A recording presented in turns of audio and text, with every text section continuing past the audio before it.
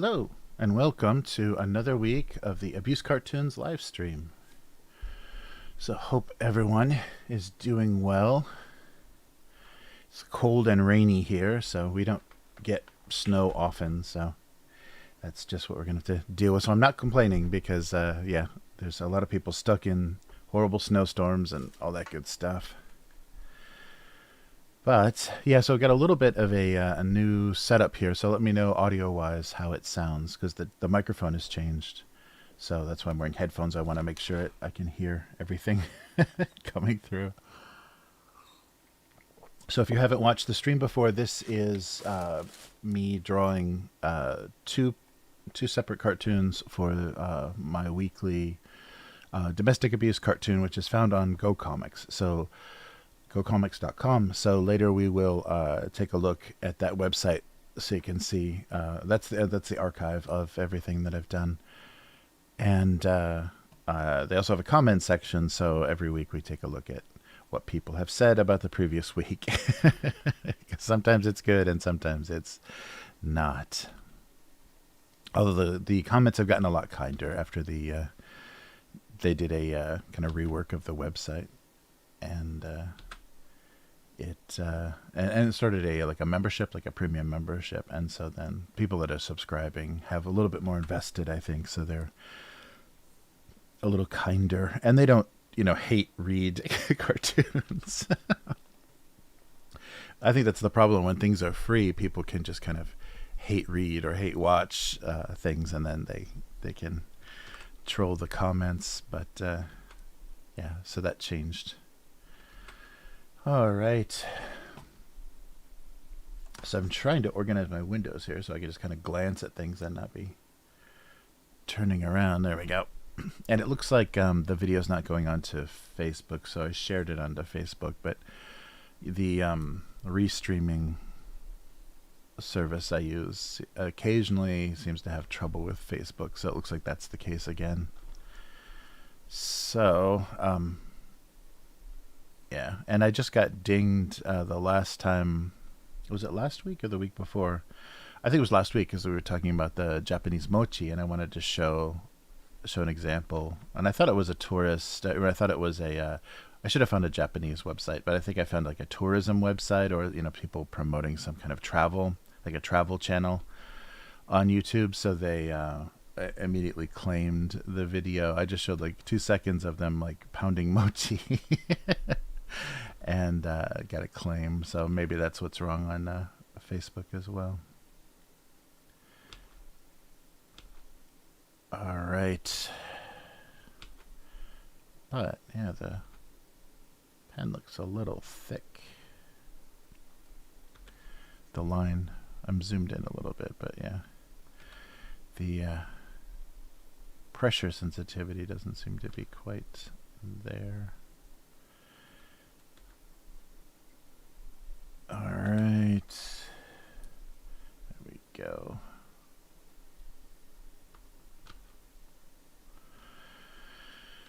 Whoa. Yeah, the tablet that I'm using now has touch on it, so I have to turn the touch off because it doesn't do. I have to wear would have to wear a glove for like palm rejection if I wanted to use both touch and be able to draw at the same time. So otherwise you're like constantly moving the canvas around while you're drawing. Here we go. Hey, K5. Yes, it's already Monday.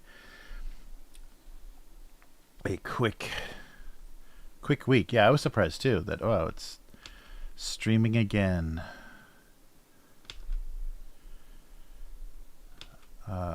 So yeah, we're getting big numbers again here in Japan. We had a little bit of relief, and it all started with just so lovely. It all started with the American Army base in there's several in Okinawa, and there's also I think in Yokohama and a couple of the other like port cities. There's American naval bases, and of course Americans fly in compromised situations, and then just go out to the bar and restaurants and everything in a foreign country and get everybody sick. Yeah, so the mayor or governor or whatever of Okinawa had to like literally say, please don't leave the army base if you're not testing or you don't know what's going on. Please stop leaving the bases, because instantly it spread amongst the like half a dozen, five or so bases there. So, yeah. So bad weather for Okinawa, and then it quickly showed up here because people traveled for the New Year. Like this was much more than last year. Last year people just kind of gave up on trying to have normal holidays. This year people tried to have normal holidays, and that's what you get. Can't have anything anymore. There we go. Nice.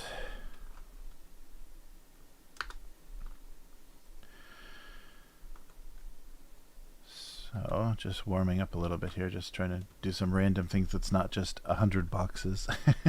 That usually ends up the... when I was preparing the Photoshop file for this week, I had like 45 drawings that I didn't use from last week, so a little excessive with the warming up. There we go.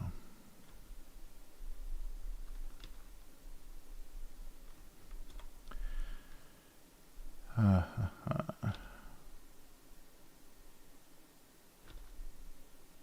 we go.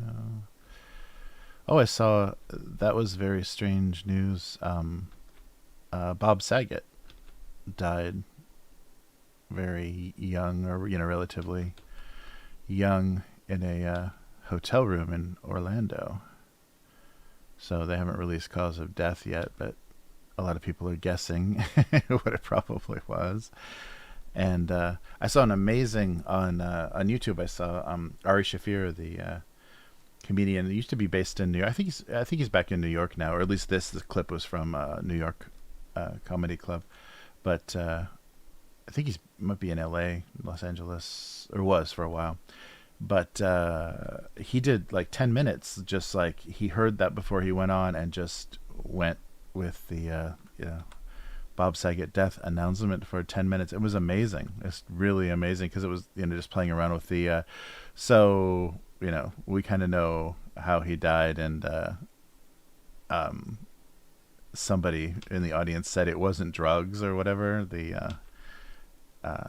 Somebody else that wasn't drugs, and then he went into this whole thing. So it was murder, and like, so who would have murdered America's dad from Full House?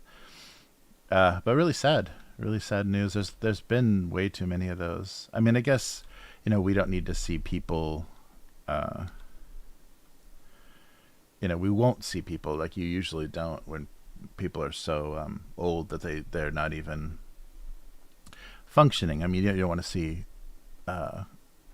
people you remember fondly, like musicians or actors or comedians or whatever, in that kind of condition. But at the same time, when they still have years of output, that really sucks. And it's all Chinese fentanyl. Everything is getting cut with cheap fentanyl from China, which America doesn't seem to care so much about. I think they've waved their finger and said, now China, don't do that. Yeah, 65 was way young for him, because I don't think he had any health conditions or anything. But like a lot of comedians, I think he did stuff on the road, so he may have been performing somewhere and got some bad stuff. Yeah, way too young. So that's the amazing thing is another comedian, another New York comedian, Artie Lang, who's had some really bad run-ins with drugs. Like he was addicted to heroin for a long time. He tried to commit suicide by just stabbing himself with a knife. And then he was in rehab, and then he relapsed, and he once upon a time he snorted something that a prostitute had smashed up, had crushed. It was pills or something, and she crushed with a salt cellar from like the room service tray, and it was a glass salt cellar, and she broke like a corner of the glass salt cellar off and crushed it into the whatever pills they were doing, probably some heroin substitute, and he snorted it and snorted broken glass up his nose, so his nose had been fucked up for a while. And then when he relapsed, he had some run-in with a drug dealer who punched him in the nose and just flattened his nose, and so his nose is like completely, looks like it's deflated. But he says he doesn't want to fix it because he needs to be reminded, of how fucked up, like where his bottom was, how bad things went. And so he went through so much, and nobody expected him to live, a few times, that he had some pretty bad health situations. But he's outlived Norm Macdonald and now Bob Saget. Like, he's going to be the most self-abusing, longest-lived comedian. It's insane. Because everybody, like, when they do those death pools and stuff of celebrities, he was way up there for a while. Yeah, but he's great. I love. He was on Howard Stern for a while. He took over the Jackie the Joke Man chair on Howard Stern for a while. So that's how I mostly knew about Artie. And he would tell stories because he was also, I knew him. I guess I knew him before he was on Mad TV. He was in the first season of Mad TV. And he's kind of like if you don't know who he is or never seen him, he's kind of like the John Belushi looking guy from Mad TV. Like, I think he was filling that role. And so he was really good because he would tell old stories about fighting, running through backyards, and falling into swimming pools and swinging at police officers when he was on. I think that was just cocaine. And then things got worse from there. But he's a really good storyteller. So and he's had a interesting life. So good combination. But it's amazing he's outliving so many people.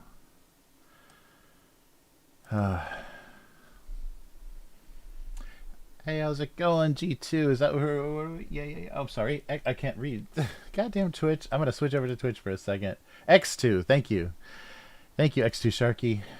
Thanks for stopping by. We're just talking about the death of Bob Saget while we draw cartoons. We draw silly cartoons. I forgot he was the host of America's Funniest Home Videos forever. It's one of those things I kind of tried to put out of my head. But he got a reputation for being, because of Full House and Funniest Home Videos, he got reputation for being very squeaky clean. But he's not a clean comedian. Like, there are a lot of clean comedians that don't swear on stage, and there's a lot of subject matter they won't touch. But he wasn't one of them. And so maybe if people went to see him, like if they just like randomly came across a show of his somewhere and said, oh, let's go see Uncle whoever he was, I don't know what his character's name was, from Full House, they're probably shocked because it's a very blue subject matter. All right. But yeah, that sucks. I mean, I can't believe it's not. I mean, we are losing. We're losing that like kind of 70s generation of people that were like super famous in the 70s. Now they're all very old, but there's a lot of people that are going way earlier than they should.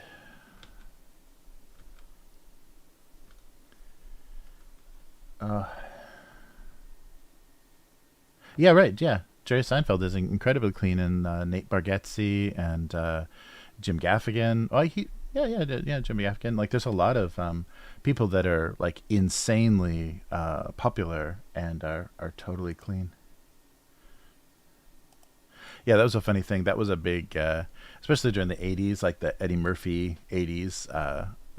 Bill Cosby was the big, you don't have to be dirty, and he would even say, I think he had part of his act that was about comedians not having to be dirty. But I can't believe how how opinions have changed about Bill Cosby. But yeah, he used to be the pull your pants up, stop swearing old guy, or like a veteran that was lecturing everybody. But yeah, and it's amazing. Like Seinfeld is still so funny, like still so sharp, and still, because it can do observational stuff forever. I don't know what that is. It looks like an old cigarette lighter or a pomegranate. Yeah, I'm so glad that I think they were locked. I forget, in the U.S. Hulu or somebody had them for a while, but in Japan, Japanese Netflix has all of Seinfeld now, so that's good. Yes. I'm just throwing random stuff, warming up. So it's just like average, or just like random things on the. Yeah, this started out. This looks like one of those old 50 cigarette lighters. That's like a big piece of stone, like polished stone, with a little inset. I don't know what that's supposed to be. Let's get rid of that. That's a questionable looking drawing, but yeah, just random shapes. Nice. Oh, hey, Lipid Lloyd. How's it going? Sorry, I couldn't. My combined chat is against a navy blue background, which I don't think I can change. And so the colored names on the text colors for, oh, wait, appearance. Oh, I can take that off. Okay, wait, that might be a good thing to do. Let's try that. Yeah, there we go. So the color, the Twitch colors fuck with that pretty bad. Because nothing likes navy blue. Yeah, Hulu had Seinfeld for a while. That's right. That's great. Yeah, and it's amazing the 22-minute sitcoms, like the one episode being that fitting in commercials, 30-minute TV length.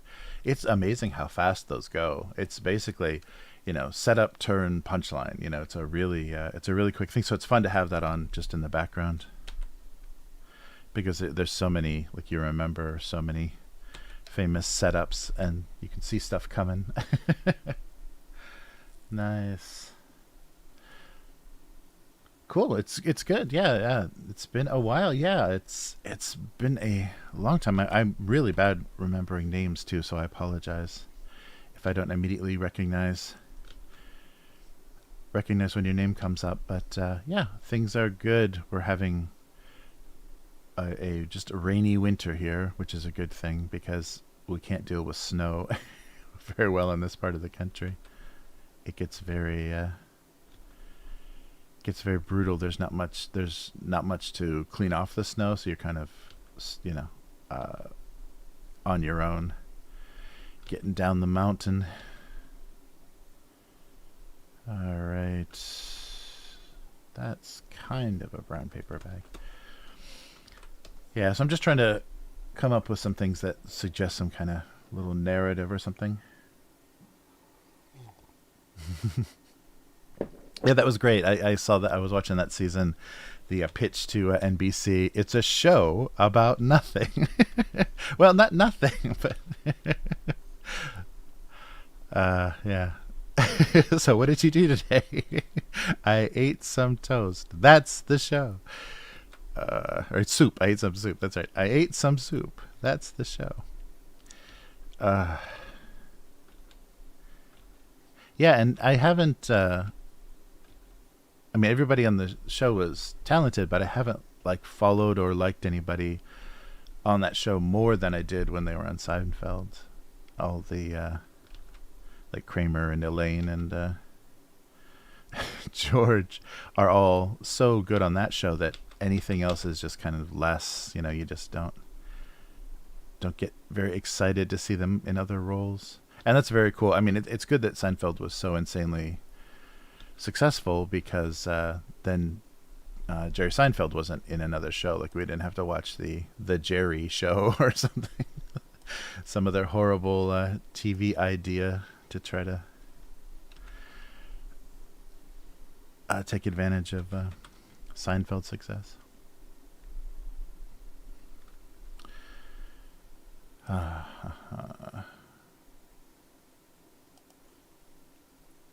Is Curb Your Enthusiasm is HBO, right? So that must be on HBO Plus or whatever it is. What's it? HBO Now? I don't know what it's called. They went through too many names. They totally fucked up their branding because I can't remember what HBO is.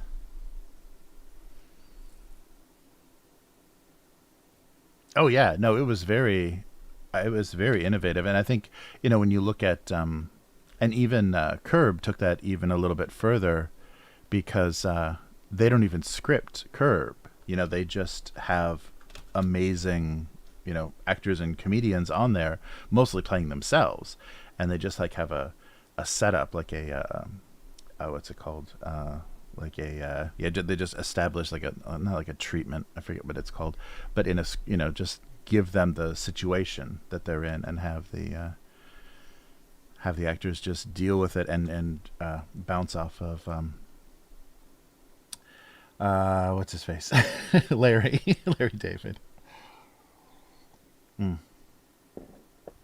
Yeah, I'm sad that the except for maybe like Disney and Nickelodeon, that the traditional sitcom kind of died on American television. I think what is it? Big Bang Theory is like the last traditional kind of American sitcom. Is that still going? It must be. They never. If it's got an audience, it will run forever. It must still be a thing. But it's a shame that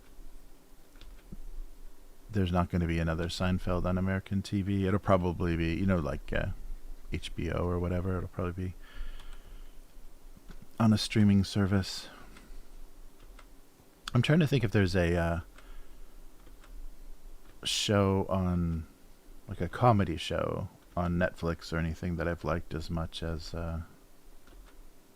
Yeah, I tried to get into the because I like Ricky Gervais.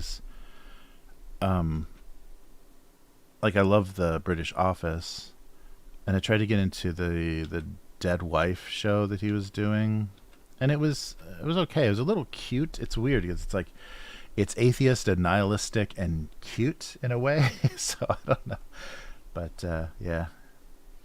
Oh, that's cool. Yeah, Big Bang. Oh, Big Bang Theory is done. I didn't know that. Oh wow. Well, that's good. Thank God for small favors. Oh man, yeah, I'm sure. I mean, and internationally, I'm sure Seinfeld is syndicated like crazy because I mean they get crazy checks for that. That's insane money. That was a good show to be on. And what's her face? Julie Louis Dreyfus, Elaine, the actress that played Elaine. She was already like some rich kid. I forget what her family is. Like she's the heiress of something. Like she has some rich. I don't remember what the company or where the money came from. But she's already extremely wealthy. And now she has Seinfeld syndication money. Yeah. But I'm trying to think of a comedy I've really liked. It's mostly been like stand up or sketch comedy stuff that I've liked. I liked totally blanking. It's got a kind of a funny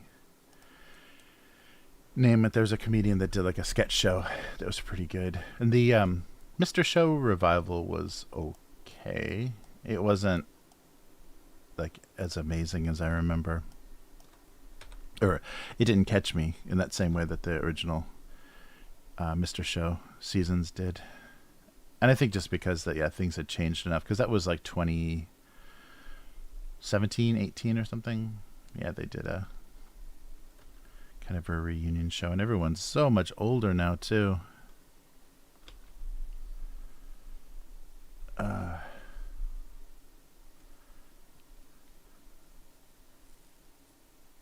Wow, really? Yeah, Kevin Hart, he's amazing. I mean, and everybody has nothing but good stuff to say about him. Like, 'cause I think he came out of Philadelphia, and all the Philly comedians, um, nobody has a bad thing to say. Like, he's not one of those guys that, blew up and then it's just like, fuck you.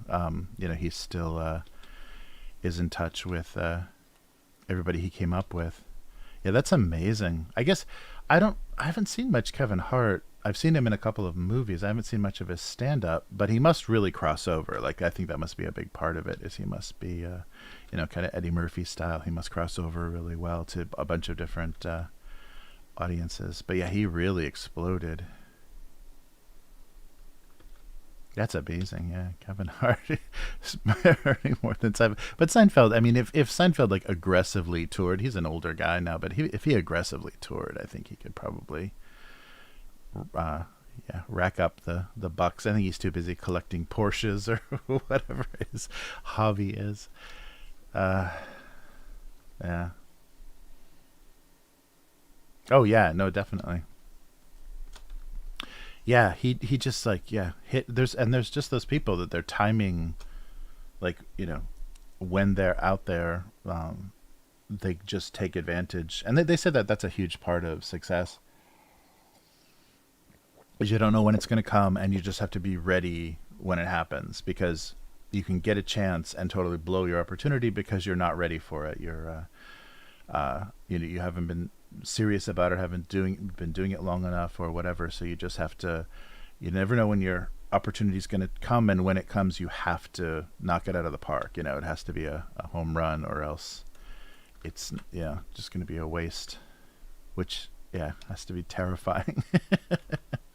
Because I think getting into the grind of doing any kind of work, writing or comedy or whatever, the grind of doing it to get good has to be so exhausting that you kind of like startled out of sleep when opportunity knocks.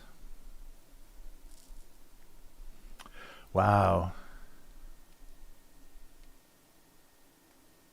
Yeah, that's true. Yeah, I don't think anybody could have dethroned Seinfeld if they would have stayed on the air.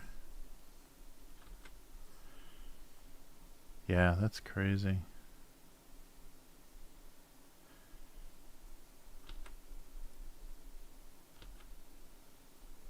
And it's funny too that it was so that Seinfeld did so well. I mean, it's a great show. It's a great, like, very original feeling show, but it's very New York. It's very New York centric, and you wouldn't think that all over America and all over the world that would work. Like the types, like the characters on the show, like the soup Nazi, and like the various people they have trouble with are very New York style characters, and that still didn't that still works. It still translates. Yeah, it's funny. All right, what am I doing here? There's nothing. I'm just waiting for something to look like it's telling some kind of story or having some sort of interaction. It's just not. What's this?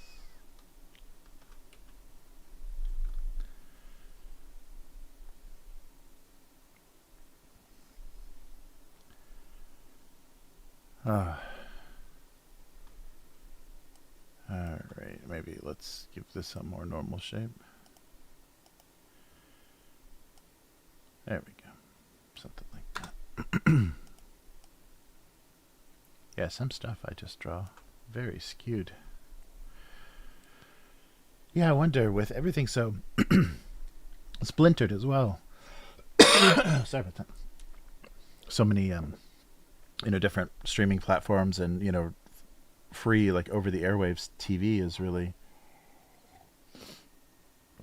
changed its lots, so much of its audience. I wonder if there's ever going to be like a really, really dominant show.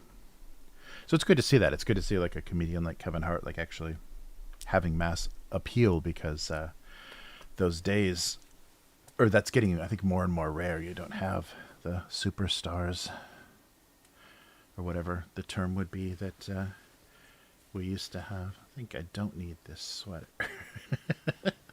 It was really cold this morning, but I think reports of my coldness have been greatly exaggerated.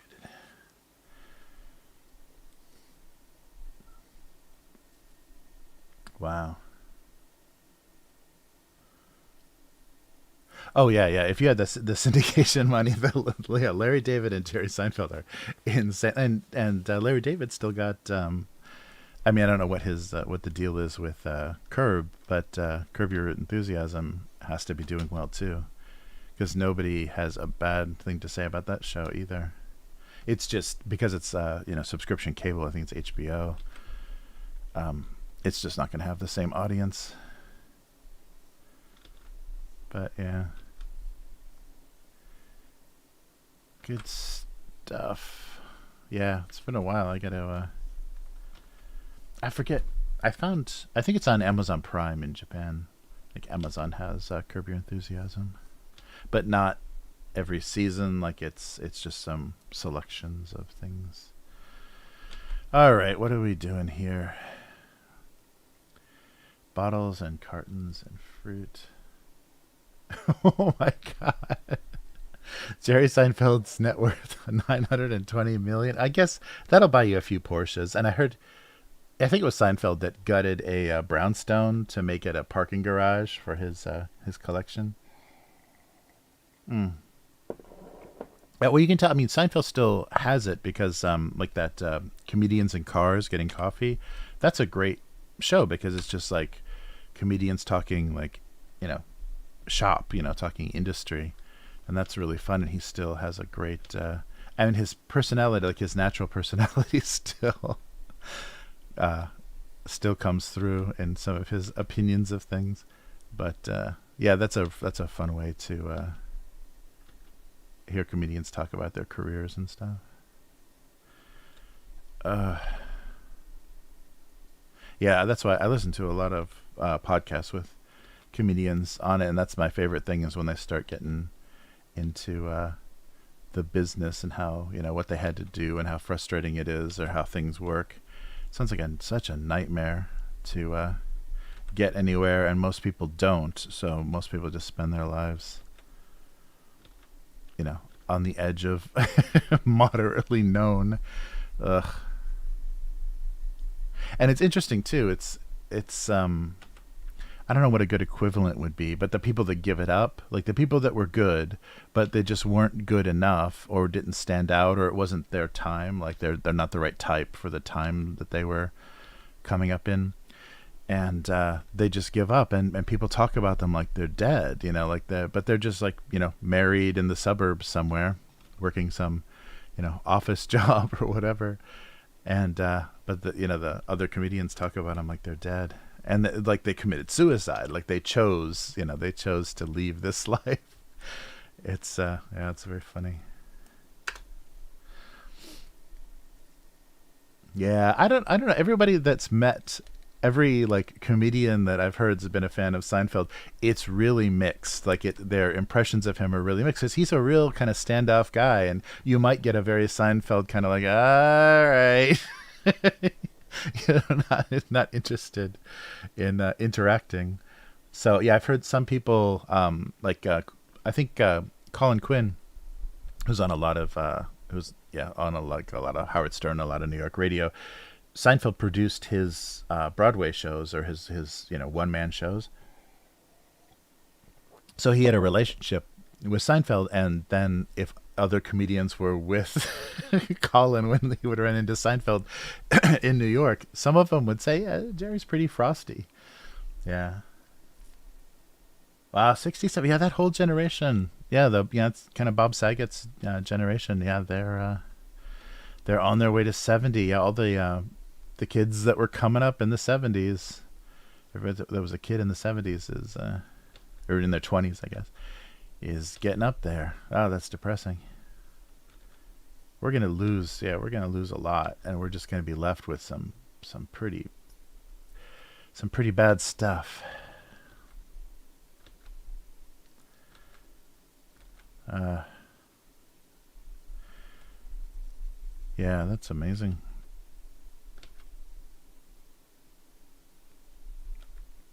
Uh,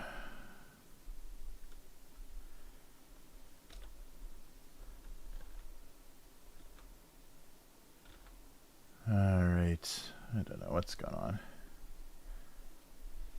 Oh yeah, right. Yeah, Seinfeld's written a bunch too. Yeah, that's right.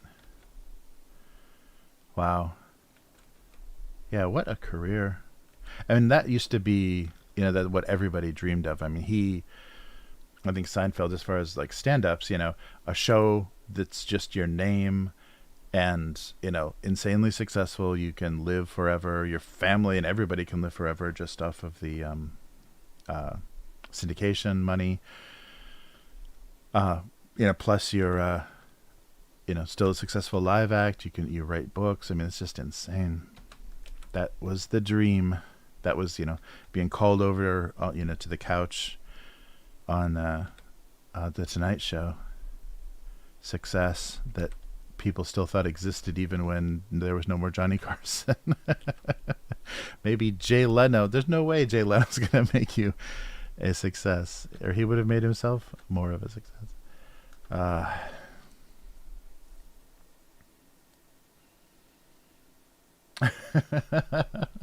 Nice. Yeah, I can just imagine. I haven't read any of Seinfeld's books, but I can imagine, if his voice is in that writing, that would be really fun.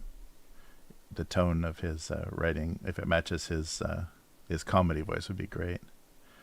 Yeah, the Norm Macdonald book was really good. Like that, it was Norm's voice, and it had a really hard edge. Like he did this thing where it's a biography, but he wasn't going to tell you how much of it was true. Like there was definitely some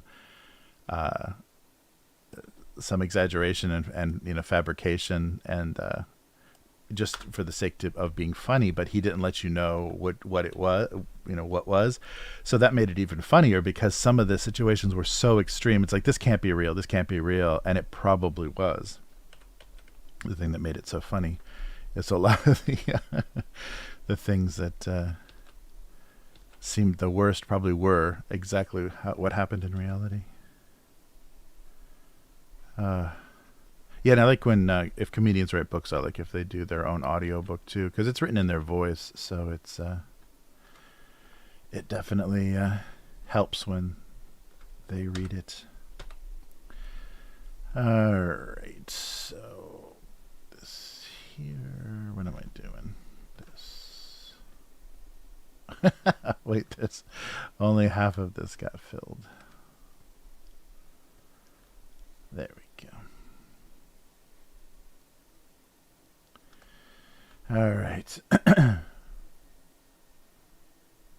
Oh wow. Oh wow. That's crazy. I didn't know he was still writing. Wow, the end of 2020. Wow, that's great. I'll have to look that up because there must be an audiobook. I think that's become such a standard thing. I'd love to listen to some Seinfeld audiobook. I can't even imagine though somebody else reading it. That must be really bizarre. Because wouldn't you just have to do like an impression? All right. Nice.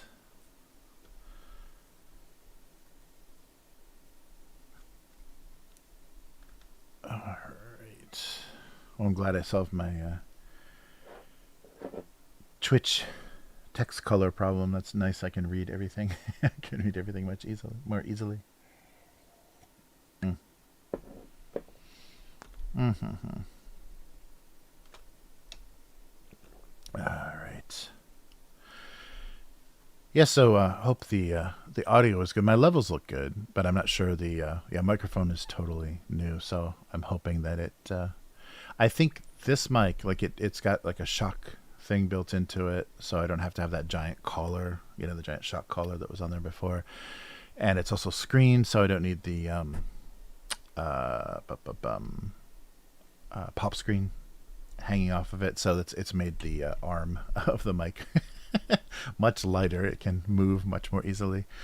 But I don't know. It's got a lot of filters and settings I haven't played with. So this is just like out of the box settings. So I'm not sure if it's exactly what I need. Oh, but I do notice that when I turn away from it, the level drops. So apologies for that. I'm going to have to, get used to better position. Yeah, so let me know if I suddenly get quiet, because when I turn to read the chat, that's not good. Okay, maybe chat needs to go over here. God damn. I'm really bad at this. There we go.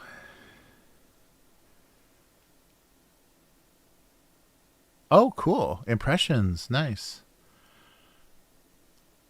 Yeah, yeah, I love people that can do voices. I'm really bad at that. Even and I think if you're good at doing impressions, if you're good at imitating like people's, like the sound of people's voices and the peculiar kind of speech things, you would be good at foreign languages too, because that's the hardest part, is having a convincing accent in a foreign language.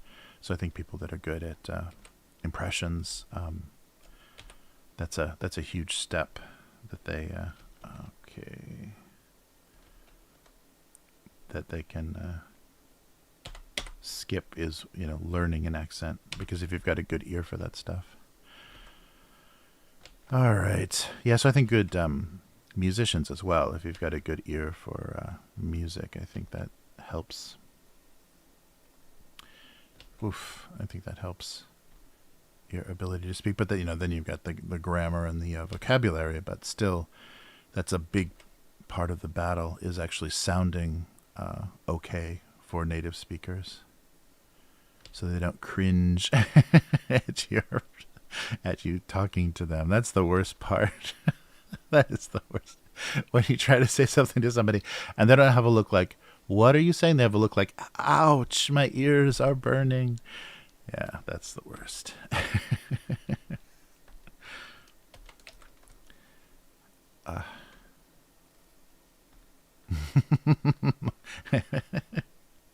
A good beard. I want to find one of those someday.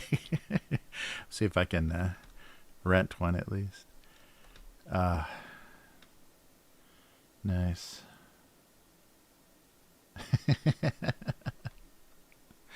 Thank you, Lipid. Yeah, I gotta work on it. I'm happy though, because as a lot of the men in my family, especially on my father's side of the family, can't grow beards, so they end up with a strange unattached goatee and mustache thing, like nothing here at all. So I was happy that I think it's all from my mother's side. I was happy that works. Just as you get older, it works well. Although it does show your age. Like, I'm not really gray here, but I'm gray here. So, and you can't dye a beard. Like, you can, but then it looks like a fake. It looks like something that's, on a rubber band around the back of your head. So it gives away my age if my hair color won't. But that's fine. Yeah, nothing is really speaking to me here as something interesting. Yeah, I've got a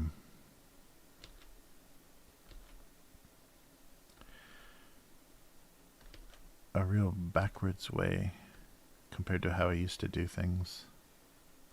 Because I would be writing, I would have previously I had a notebook, and I would just kind of keep track of things, ideas that would pop into my head, and I haven't done that in a long time. And it's just because I started to worry that visually the cartoon was becoming less interesting. If I wrote it first, then visually it didn't look so good. I was just kind of illustrating the joke.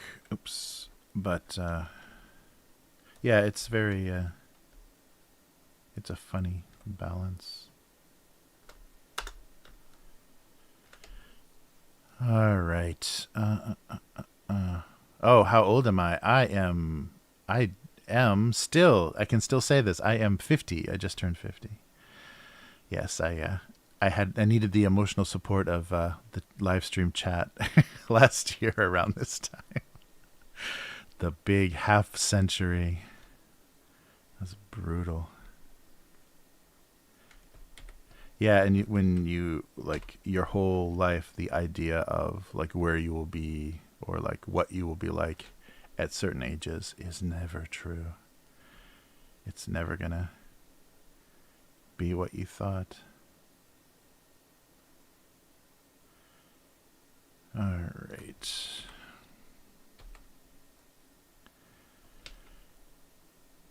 Yeah, so I think I'm getting too old for the internet. The internet is a young man's game. Well, you can just tell by how technically incompetent I get with a lot of this stuff. That I lived a lot of my life without an internet connection. Not by choice, just because it didn't exist. Yeah, I remember literally like the first decent internet I had was from a university. Like everybody at the university could, and family members and everything could log into their dial-up service. So that was the first like decent speed internet I had at all, and that was very slow too. And I think it was like a 14.4 baud modem, so very very slow, and not two phone lines. So yeah, somebody needs to make a phone call. You got to log off. That's insane. That used to be. We used to piggyback on the phone lines to get any sort of internet. Oh wow. Yeah, that's crazy. I had that a lot with my when I taught a little bit when I was here, and I had a little bit of that with my students too, because I guess I read as younger to them, and they were always surprised. Oh, you're my parents' age. Yeah. So this is what your parents could be up to if their lives had gone terribly wrong. All right, maybe this needs something else.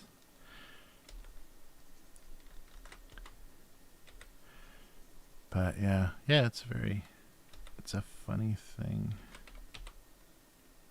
Oof. Yeah, and it's getting harder and harder, I think, for parents in this generation to be able to judge like the opportunity and what a job is and how to make money and everything has changed so drastically. From my parents' generation, they have no clue what's even happening nowadays, and they would give the worst advice. But I think most of like my thinking is still from them, so I still have a lot of very old-fashioned thinking. So it takes a lot to recognize that there's not a lot of people that they're going to want to lock themselves into office jobs and all the. What is going on here? Oh, that's right. I had to erase a lot of it.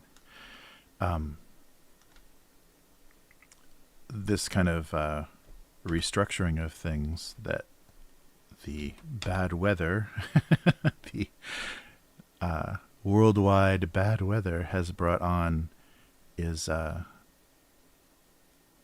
making things a lot different. It's very strange. I mean, people have telecommuted to work and school for going on years now in some situations. So that's becoming this normal thing that it's ruining the whole. So I had a friend that just changed jobs and said that the worst thing is to get a new job and to have some people in the office, some people telecommuting, and you can't like get people to know you. You can't like make the right impression on people when you're only talking to them in Zoom meetings and things. So he's having to travel a lot more, go into offices, go into home offices and stuff, and do a lot more face to face, just because it doesn't work well at all. People don't get a good with the same type of impression of you when they're only seeing you in a little video window. So it hurts the especially in a new job, it hurts your the kind of social balance and kind of connections with other coworkers. Interesting. Hey, Shark, how's it going?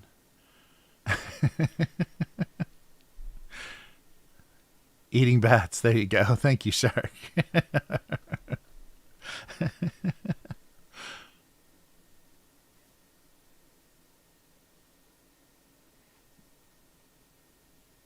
Oh yeah, yeah, yeah. It is really. I mean, the number of news types of careers and the kind of multiple things you can do. I mean, when they were first in the 2000s talking about the gig economy, I mean, the world really has become that. And if you can kind of diversify across a bunch of different things that all still would use the internet, then you're not going to ever be in trouble, because if one thing disappears, you've got something else going on. But yeah, it doesn't feel very stable though. Then so some people really live for, and a lot of wives and girlfriends and things really live for stability. Regular paycheck and insurance and things. So you kind of have to artificially create that if you're doing a bunch of different work, or work that just kind of pays you unpredictably. You just kind of have to force a stability into it by being real strict, doing real strict budgeting and being real careful with your taxes and stuff. But yeah, that's all part of the new lifestyle. But it allows you a lot of freedom though, because you can stop doing things that you hate, and you can also live anywhere in the world. Like most of the work that I do now, I can do it from anywhere. So it's very nice to have that ability, because then you can just find a very comfortable and also very affordable place to live, and then your money goes a lot further and all that kind of stuff. Although I wouldn't recommend Japan as an affordable place to live. Oh no, Shark. So positive. Head hurts, a sinus infection. Oh wow. Yeah, I wonder if that's the new hotness that you had. Yeah, because people are saying it's like a bad cold.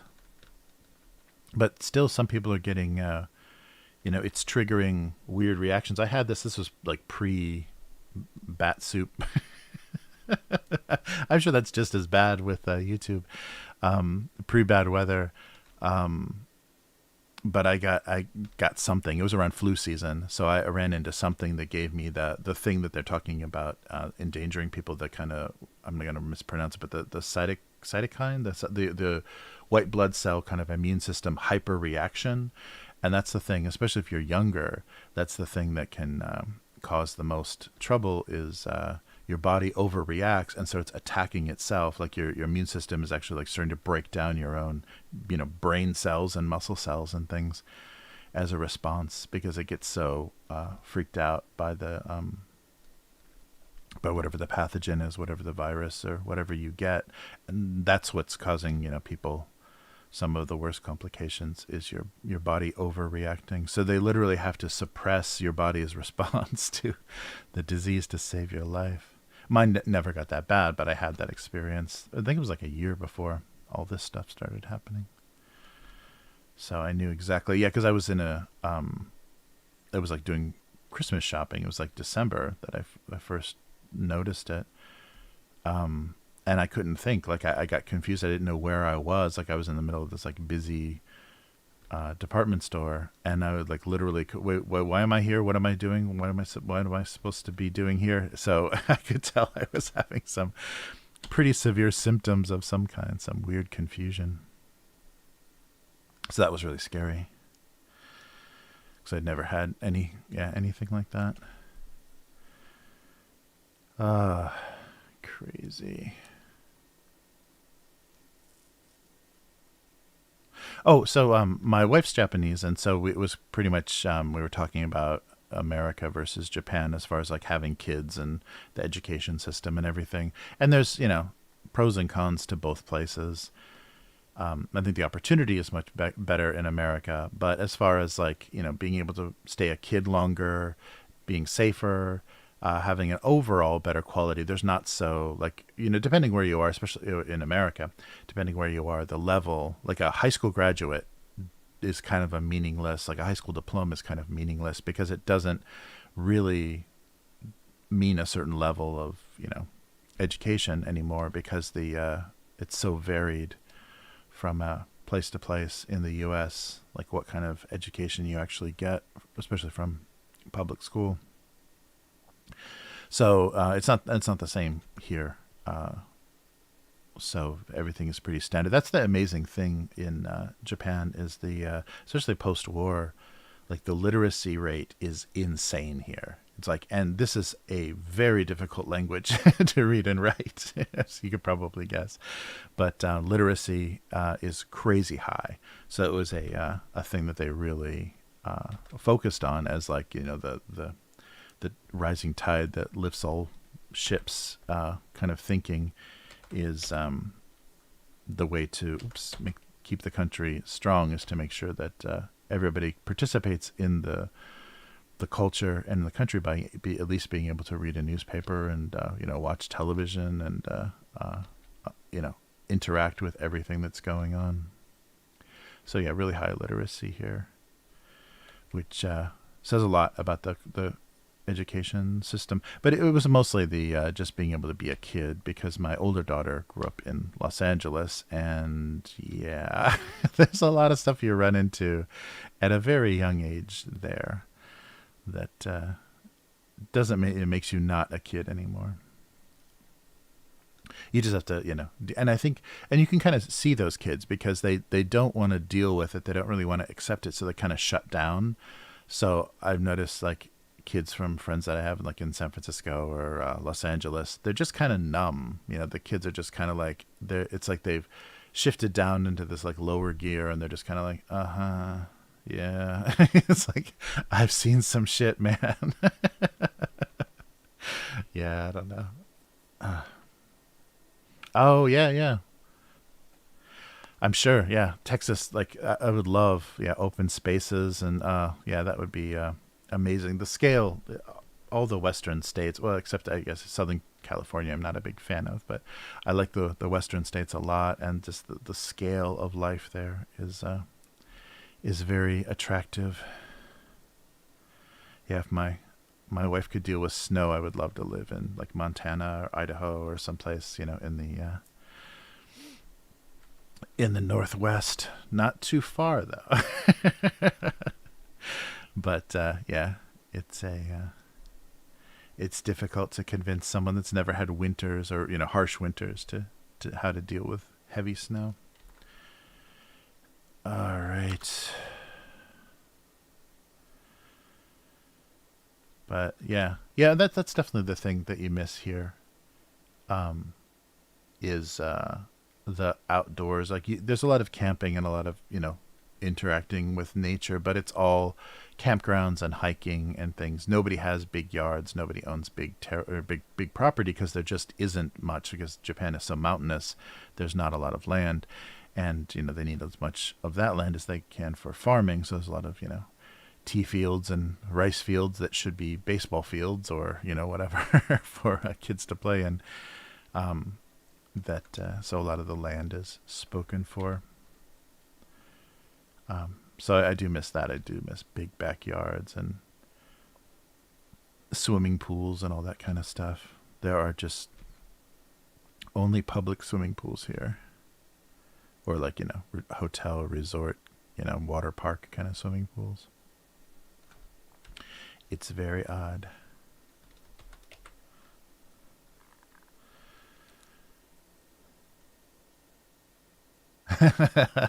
Oh, I can imagine. Yeah, I can imagine. If you grew up in Texas, yeah, Maine especially, that is like as north as you can go, almost. I think it's pretty, yeah, pretty brutal. That Atlantic, what do they call that? That whole area. I've got a friend in New England that, gets punished every year. Nor'easters. That's right. They'll just get blasted with a nor'easter that. Just snows them in and freezes them out, and all that scary stuff of like losing power during a blizzard and stuff. All right.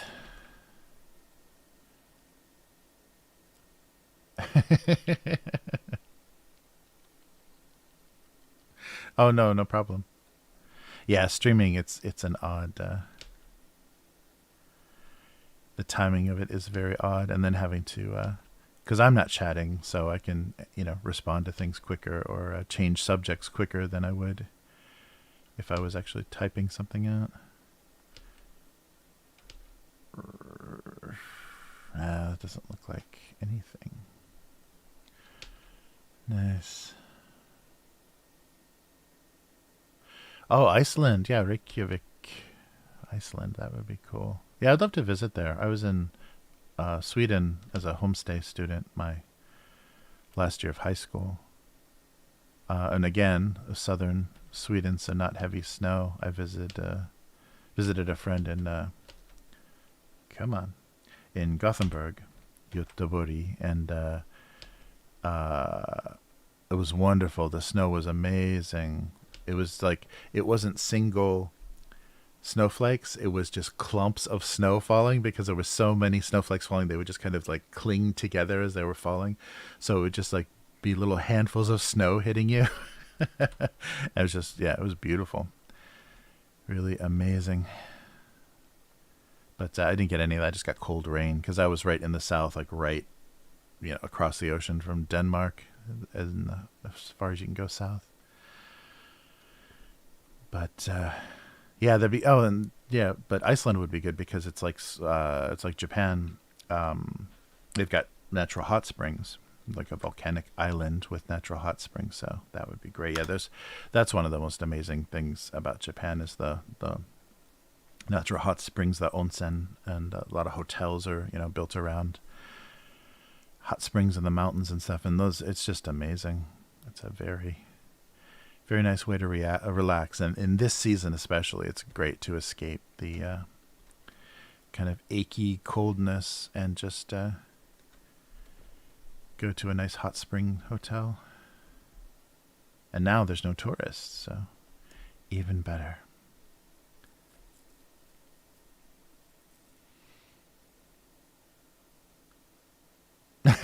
That's funny. Leah Lippitt said Dad grew up in Maine, and it's a big reason to move to Texas. Yeah, I can see that. Yeah, especially if that's just the thing you've always hated. It's like there are people, wait, somewhere in this country, there are people that don't have to deal with all this damn snow. Uh, yeah. Yeah, that has to be, well, I guess, yeah, Maine like has kind of big nature too, so it wouldn't feel too but I would imagine like some of New England has such a small scale that Texas has to seem insane because everything's so far apart, and just the scale of everything is so different. But Maine is kind of bigger and more natural. I was only in Maine once. I went to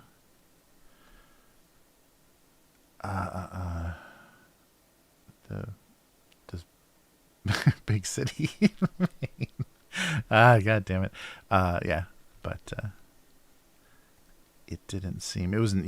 Like Maine and Vermont are very nature heavy states. Lots of trees. All right. I'm still not getting anywhere. Oh, 23andMe. No, I haven't. No, I should. I think that would be interesting. My brother was born when he was a baby. He had the Mongolian spot. There's like Asian babies have like a bruise. It looks like a bruise, like a purple mark, like where their tailbone would be when they're born, when they're newborns. And my little brother had that, so I bet we have some Mongolian horde blood in us. Because I don't think you can get that without having some, and that comes from like there's a lot of funny history in people's genes now, because they'll have kind of what they expected, kind of what their parents origins are, some Western European and North African and whatever, and then they'll have Mongolian. It's because the Mongolian hordes just like raped their way so far into Europe that those genes still, you know, span the ages in the European gene pool. That's crazy. Oh, that's true. Yeah, that would be. And since I don't have any like, you know, identity, you know, wrapped up in it, there's been some people identifying as, you know, identifying hard as like African American, or you know, they have some identity wrapped up in their race, and they do a 23andMe, and they're crestfallen. They're totally crushed. I can't be this white. I can't be this Western European. I hate those people so much. Yeah, so it's very funny, those devastating results of your gene test. Yeah, that would be fun. Yeah, I'm definitely curious about it. Yeah, they have there's a friend of mine in Japan did a come on. Oh, did a gene test through work. She works at a pharmaceutical company, and they offered this pretty high level free genetic test. And it was interesting though, because there was some information that you could choose not to have, or that they wouldn't give you. And there was some in some situations. So I think some risks of cancer and some things that would just like make you paranoid and wouldn't be useful. I'm not sure exactly all the different criteria, but I was surprised how much she said, yeah, they don't tell you that because it's not information you're going to want to deal with in your life. So, yeah, I think a lot of predisposition to a lot of different diseases and stuff. But yeah, but you know, and Japanese people are funny because they're not very racially pure. It's more the culture that makes you Japanese. Like the language and the culture makes you Japanese. But Japanese people are actually they've just confirmed a third like original genetic group. So it's kind of a Pacific Islander and a Han Chinese, and then like a almost like an Inuit kind of, you know, northern, like yeah, northern Asian type bloodline. But those are the original groups that made Japanese people. But you know, there's so much you know, a lot of Russian and a lot of, you know, because there are a small number of expats that are, you know, always connected to the gene pool. So like my daughter's half Japanese, half American, you know, mutt, my whatever my mix of American is. And so she looks very Caucasian compared to other Japanese kids. But if she has a Japanese husband, their kids will probably look very Japanese. So immediately, like my genes would just get reabsorbed into this gene pool of Japan, and hopefully that's going to help with some of the, like, you know, strange allergy problems, and you know, there's some genetically things that Japanese people are a little genetically weak to, like diabetes and things like that. That maybe it will help. But Japanese people are definitely getting taller.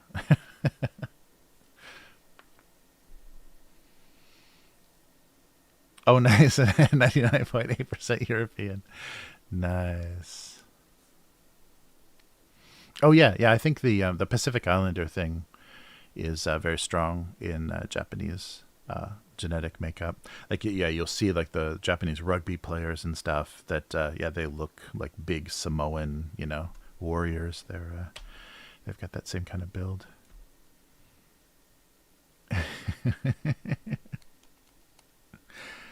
Yeah. Yeah, so it's a funny thing. All right, what's going on here? Huh. Yeah, I'm not getting anywhere fast. So let's not. Actually, that can be a bizarre lunchbox, can it? A lunchbox that reads as a cosmetics. It looks like a makeup kit. But is that funny? All right. I have the world's weakest coffee today. Something went wrong. I was running out of coffee, so I just put the whatever was left in the can into the coffee maker, and I shouldn't have added any extra water because it was just not enough. Not enough coffee to do anything. All right. Let's see. Well, I did a lot of detail on that, so I should use that for something. Either like a set of...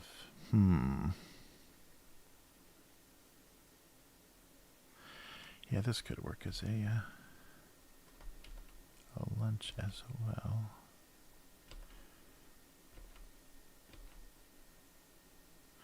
Yeah, so I have to... I'll keep mentioning this on the stream, so I... I keep getting motivated to do it.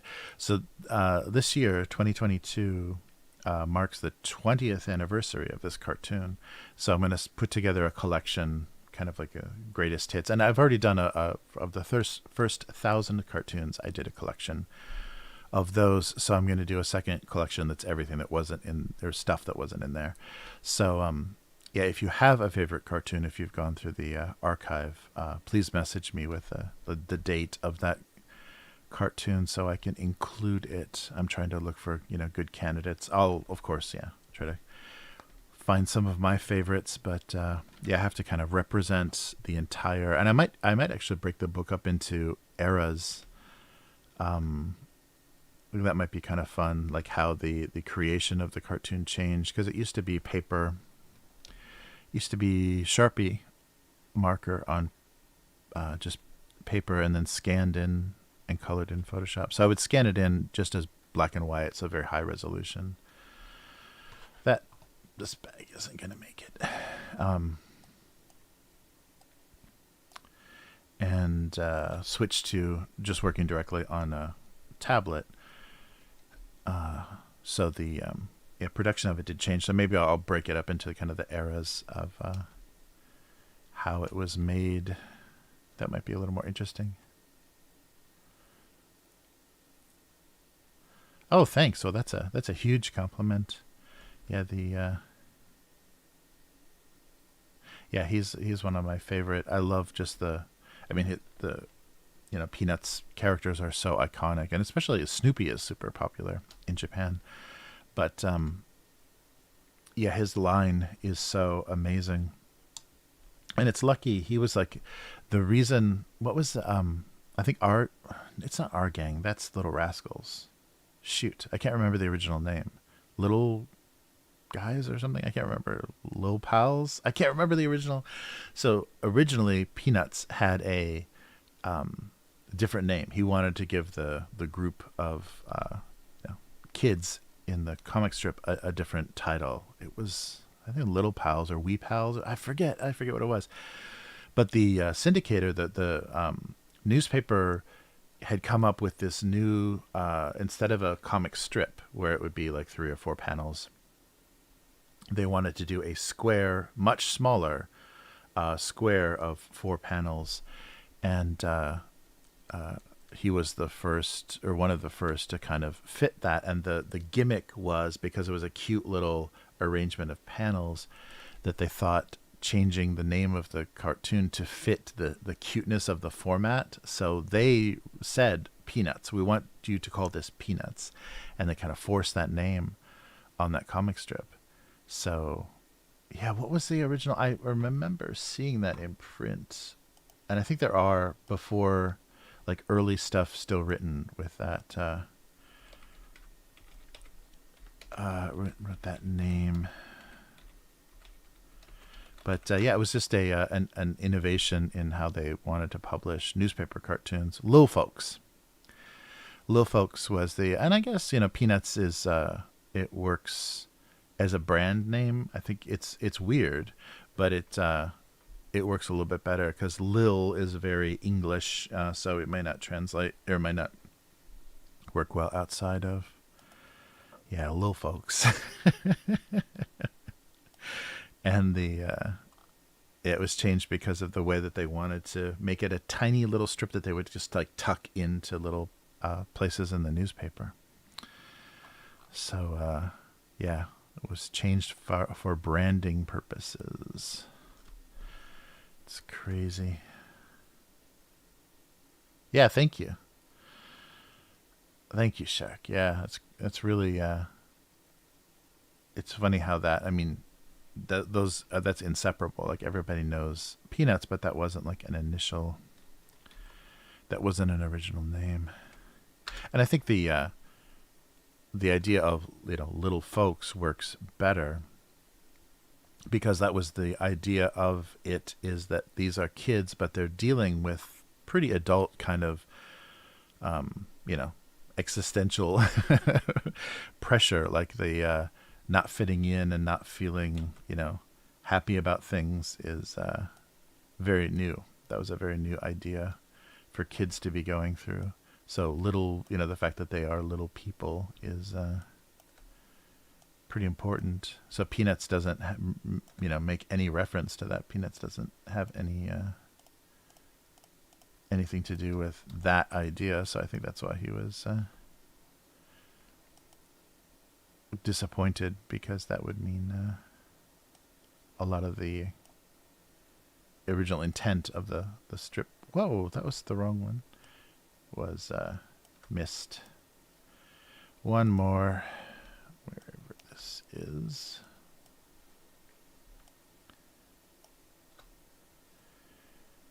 All right, so we can. Oh, I'm on the other file now. Sorry, I forgot when I pop windows out, they disappear from Photoshop. Okay, we'll try something like this.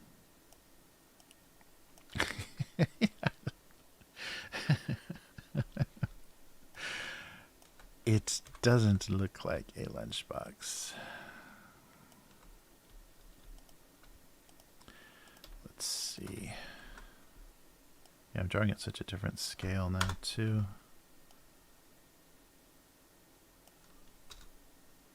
There we go. Yeah, so already since I've switched to, this is a different tablet. So this is the original one that I was using before. And I had, when I lockdown kind of forced me to stream from home, I switched to a smaller, much less sensitive USB tablet. And yeah, you can tell the sensitivity of the device makes a huge difference. And like you can see the range of thickness. Oh, wait. The range of thickness. Oh, you can't see the cursor either, can you? Oh no, you kind of can. It's very faint. But the yeah, the difference in line thicknesses is much less with the cheaper tablet. All right. What else? Okay, so we use the spoon as well. Hey, unknown girl, how's it going? All right, I'm glad you got my notification. Yeah, it seems things are getting a little weird, like Facebook isn't working anymore. I don't know if I have to log back into it, or if they have to fix the, you know, whatever the API or connectivity. They're always doing that. That restream.io is, I'm glad I'm just using the free version of that, because if you were paying for that and they, you know, had such an inconsistent connection, that would be, yeah, very frustrating. Huh. Yeah.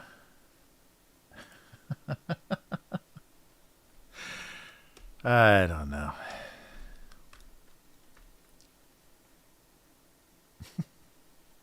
Sorry, I don't know what's going on. Weird things are popping up on Facebook. I'm just getting like Kickstarter campaigns. All right. That's the other channel.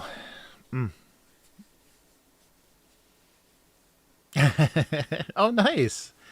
Shark is also a Jeremy. Yeah, I have it. The little tag up there, the name of the cartoon and my name are at the top there, and that little sticky note taped up to the thing. That's funny. Yeah, I never liked my first name very much, Because when I was growing up, I would get Jerry. Like it wasn't a very common name, and I think it's was more common in England than it was in America. So when I was growing up in the U.S., I would get Jerry or Jamie all the time, and because it's weird, like 3-syllable names, it's almost like too much for some people. Some people are like 3 syllables. I don't know if I can say that or remember it or anything. So I was always frustrated by that. I felt like I had an odd name growing up, but now it's a super common name. It seems like in the younger generation, like the maybe 10 years younger than me or whatever, it became a much more common name, especially on YouTube and things. There are so many Jeremys on YouTube, and most of the times they're just hateful trolls.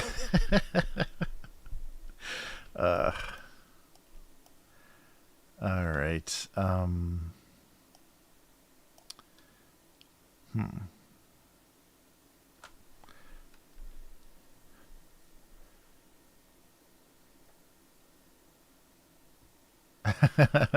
Nice. Or Jeremy. Thank you, Shark. Yeah. That's the other one, Jeremy.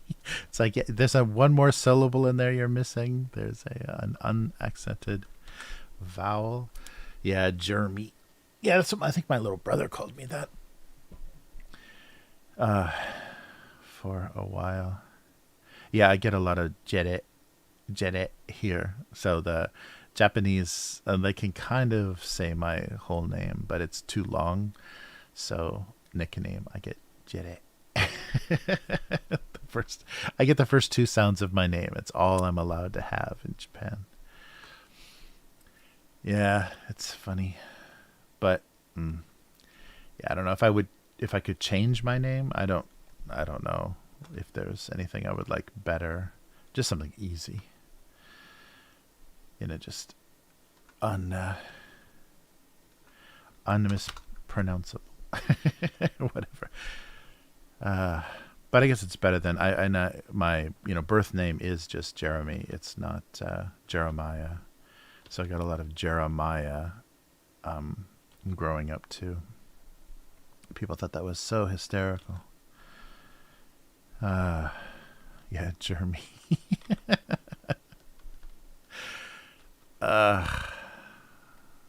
Yeah. So I don't know. Yeah, I don't know how I never liked the name. So that's funny when you have to promote yourself, or when you are signing your name to some cartoon or something you're putting this name on it. But at the same time that there's a lot of people that work under pen names or aliases or whatever, especially on the internet. And at the same time, that feels a little strange, because if you become successful or popular as a made-up name, then is that even you? I mean, you're claiming, you're assuming, you're saying that is who you are, but it's not like really taking any ownership of something. So yeah, a lot of people that are working under, funny aliases or names that they just have always used online. There's something strange about that. I think about that with like movie stars and things too. Like when Marilyn Monroe is the famous person, is that you? That's not really you. That's not your real name. So is that still you? Are you famous, or is this it's some like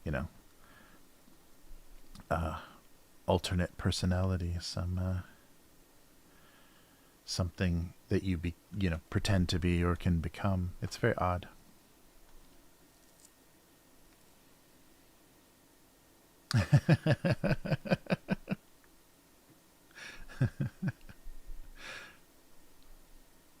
Oh yeah.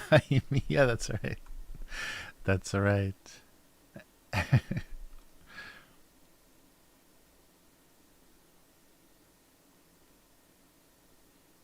Yeah, right. Yeah, I think there are people that like their birth name is actually the shortened name, which is my case. Yeah, like the full biblical name is Jeremiah, but that would be brutal. I don't think my family was quite religious enough to give me that name. Yeah, I think my mother was a fan of British folk music or something. uh, All right.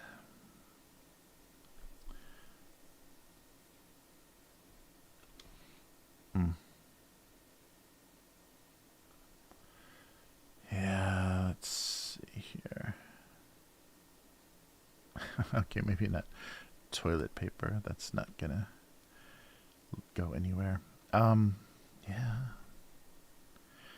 I keep doing kitchen stuff.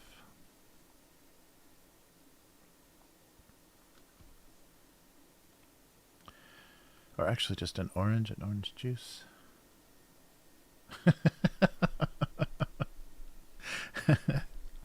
Yeah, I saw the trailer for that House of Gucci movie. I can't believe Lady Gaga is acting now.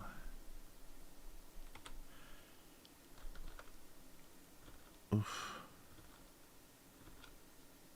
Oh, that's right, though. She's been doing that. This isn't. I'm thinking this is like one of the first roles, but no, she was in that remake of A Star Is Born with what's his face, Bradley Cooper. That's right. Yeah, she has been acting. That's funny. Yeah, she was in The Sopranos too. When she was a kid, she was a like a kid at the school on The Sopranos. So she's been around. That look like an orange enough?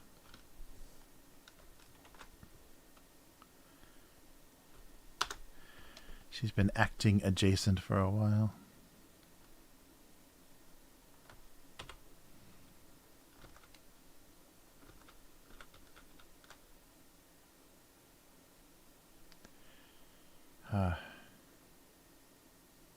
Oh yeah, right. Oh, interesting. Yeah, I didn't know that. Yeah, American Horror Story. Yeah, it's funny. Yeah, and she does look like from her like music videos and stuff. The look and the persona of those. When you just see like her looking more normal, normal. I sound like my grandmother. Um, looking less whatever pop star. It's yeah, striking. She's just like a regular old Italian looking girl from wherever she's from. Queens or Brooklyn or whatever. She doesn't like, or Long Island, I think maybe. Yeah, not particularly. Oh wait, the little oranges aren't that little. Like that maybe. All right. How about an orange juice joke? I don't know.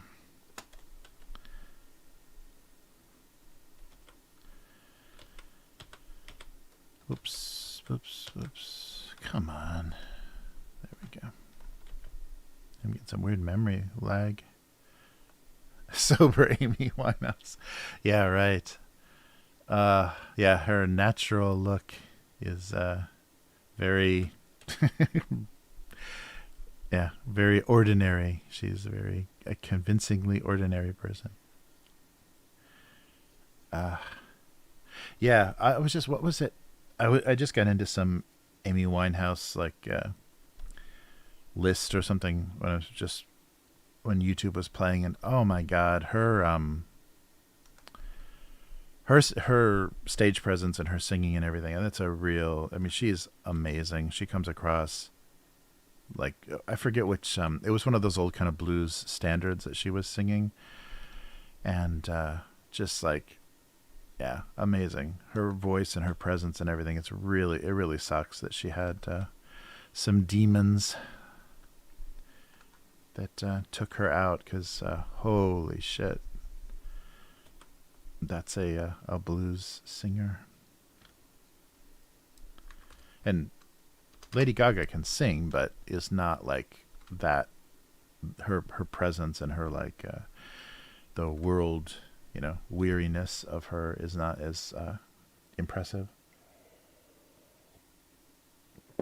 I forget what that song was, but there's some song she was doing. It's just her and a guy with a guitar. It was insanely good.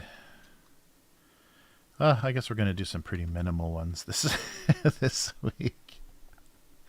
All right, get rid of some bottles. Where are these oranges?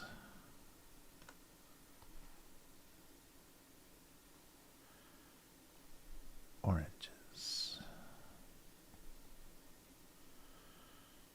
And the little one.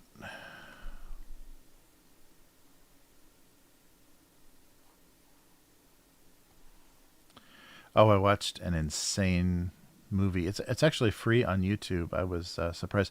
So much Russian stuff. Like Russians really don't believe in copyright. Like they're not, the companies are not obsessed with like squeezing every penny they have out of the rights of everything. So almost every good piece of Russian art, like TV and film and stuff, is just on YouTube for free by the original creators. Um, but I watched the movie, and I'm totally gonna Klimov.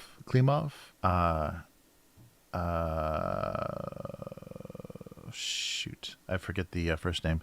The director is Klimov, who had done some of it. It was like this. The movie's from '85, and it's a war movie. That just, I mean, I can't recommend this movie. Everyone like should watch it because it's an amazing piece of art, but I can't recommend the movie because it will wreck you. It's really, really devastating, but it's amazing. It's an amazing work. It reminded me a little bit like there's the long, some of the tone and some of the framing and slow building scenes reminds me of like Tarkovsky movies, like Stalker or Solaris or something, or maybe some of his, even like he did some World War I movies, I think. But this is about World War II. This is about the Nazis kind of sacking the villages in Belarus. So the Nazis worked their way across Belarus and just burned every village with every villager in it, as they just made their way across the region. And so this is about so it focuses on a young boy who's like 14, I think, who wants to join the resistance to fight against the Nazis. And the movie is interestingly from his point of view. So some of the things you're not quite sure if it's his kind of romantic kind of fantasy version of what's happening or if the things are really happening. But the movie's called Come and See. And originally the title was the director wanted the title to be Kill Hitler because it's basically the boy's motivation, and the kind of the idea of the film. So he wanted it to be named Kill Hitler, but in the 80s they said, yeah, you're not going to put Hitler in the title of a movie, and especially in Russia they said, yeah, you're not going to put Hitler in the title of a movie. You're not going to glorify Hitler. He said, no, it's not the idea of the man. It's the idea of that, thinking that evil in people, they have to kill that inside themselves. And that's basically, what the idea by the end of the film is. You realize that seeing these atrocities, seeing this horrible stuff that's done can infect you and make you that evil, make you capable of doing that same thing in retaliation, in revenge. And so not only do you have to kill defend your country and kill the people that would do that to you, but you also have to kill that part of you that would do that to someone else. Not in defense of anything, but the movie builds so amazingly, and you are literally in hell by the end of the film. It's amazing. So it starts out very pastoral. The young boy's in a small village, and he follows some men come around and try to collect all of the old enough to fight young men. His mother doesn't want him to go. Very dramatic scene, not wanting him to go, and he's the youngest kid there, so they just leave him behind, and they're going to they're advancing to the front, and they say, you stay back here and maintain the little base camp we have. And so he's very disappointed, but very quickly the invasion starts, kind of the blitzkrieg of Russia, of Eastern Europe, and very quickly he's just in the middle of things and everything is devastated. And so he is disgusted by the fact that he was left behind. So he just decides he's just going to abandon. He's just going to go AWOL and he's going to abandon the army. And then the attack starts. And so he makes his way back to his village. And I'll spoil this a little bit, but there's a lot more. There's a lot more going on. But everything seems to be from his point of view, so you're not quite sure if what you're seeing is real, or if the kind of the tone of things is accurate, or if it's kind of colored by his perception, or his like kind of optimism to be fighting for his country and all of these things. So he comes back to his house, and he had two younger sisters, and the mother, and they're gone. But on the floor of their little house is these dolls that are kind of lined up.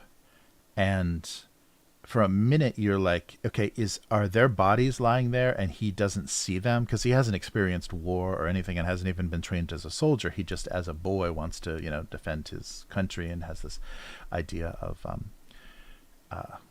heroism.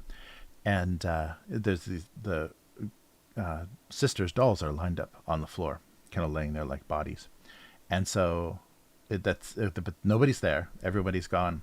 And he says, I know where they are. They're not here, but I know where they are. They're on the island. And so the girl that he's with, he's taken a girl from the camp with him.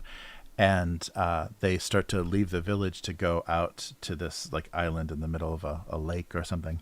And they kind of round the corner as they're leaving the village. And you see, he doesn't see this. He walks completely by it and doesn't notice it, doesn't pause to notice it, but she does.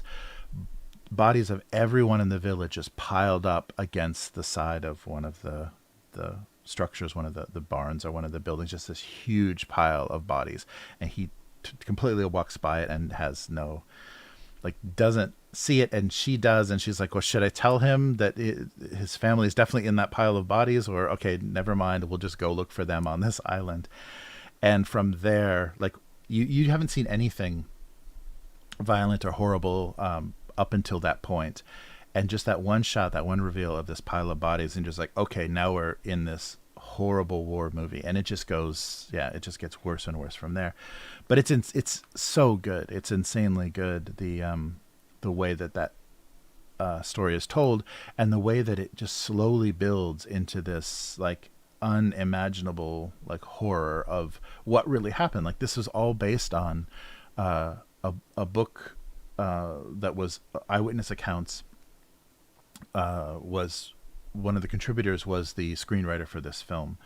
So and they actually read when they were producing the film, the author would actually read some of these accounts to kind of put people in the mindset of what they were dealing with. And it's just brutal.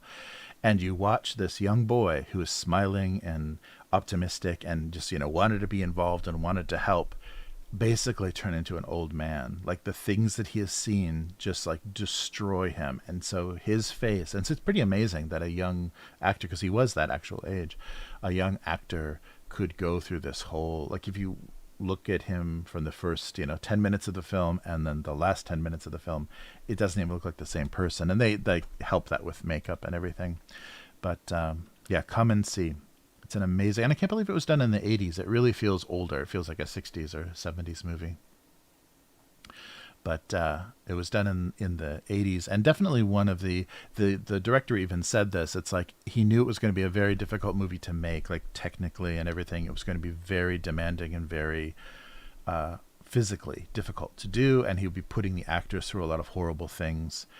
And but you have to make these films. Like, this has to be said. This has to be shown. Like, the world has to know this.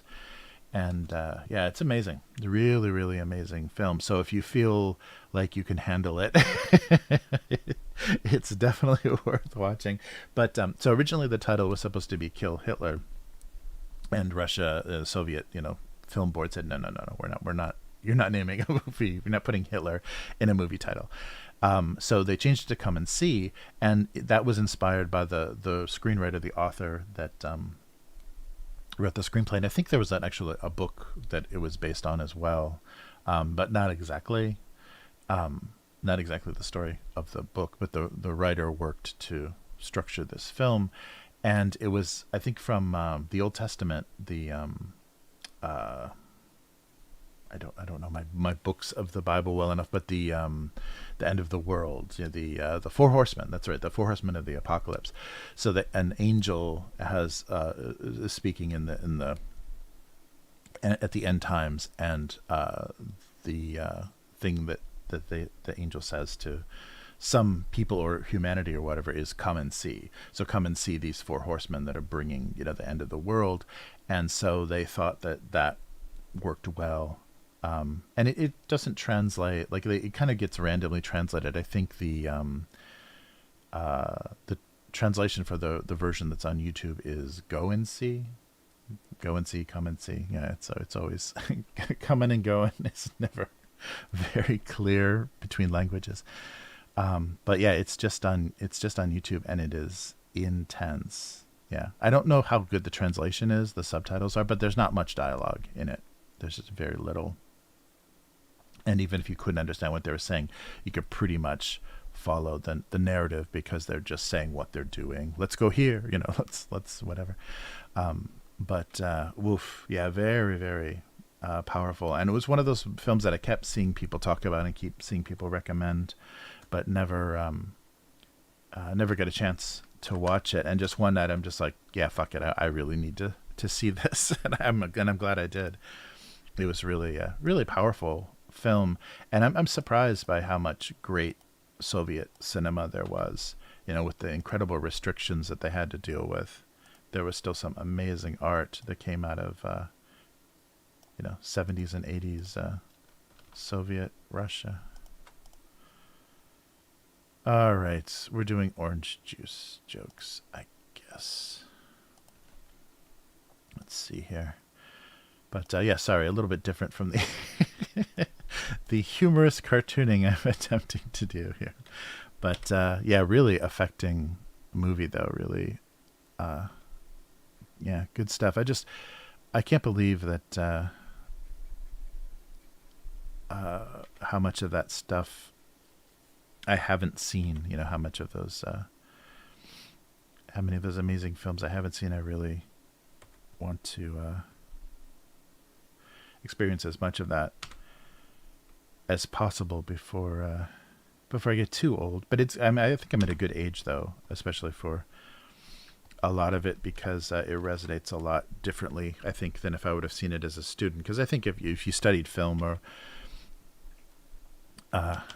in school, you definitely would have screened this movie. But I think as a young student, it wouldn't have hit me the same way. And the power of that story and that idea, watching that young boy have everything taken from him kind of mentally, is pretty amazing. All right. Yeah, sorry. So that was my film rambling, but I just watched that recently, and yeah, was really, really impressed. I'm glad to have seen it.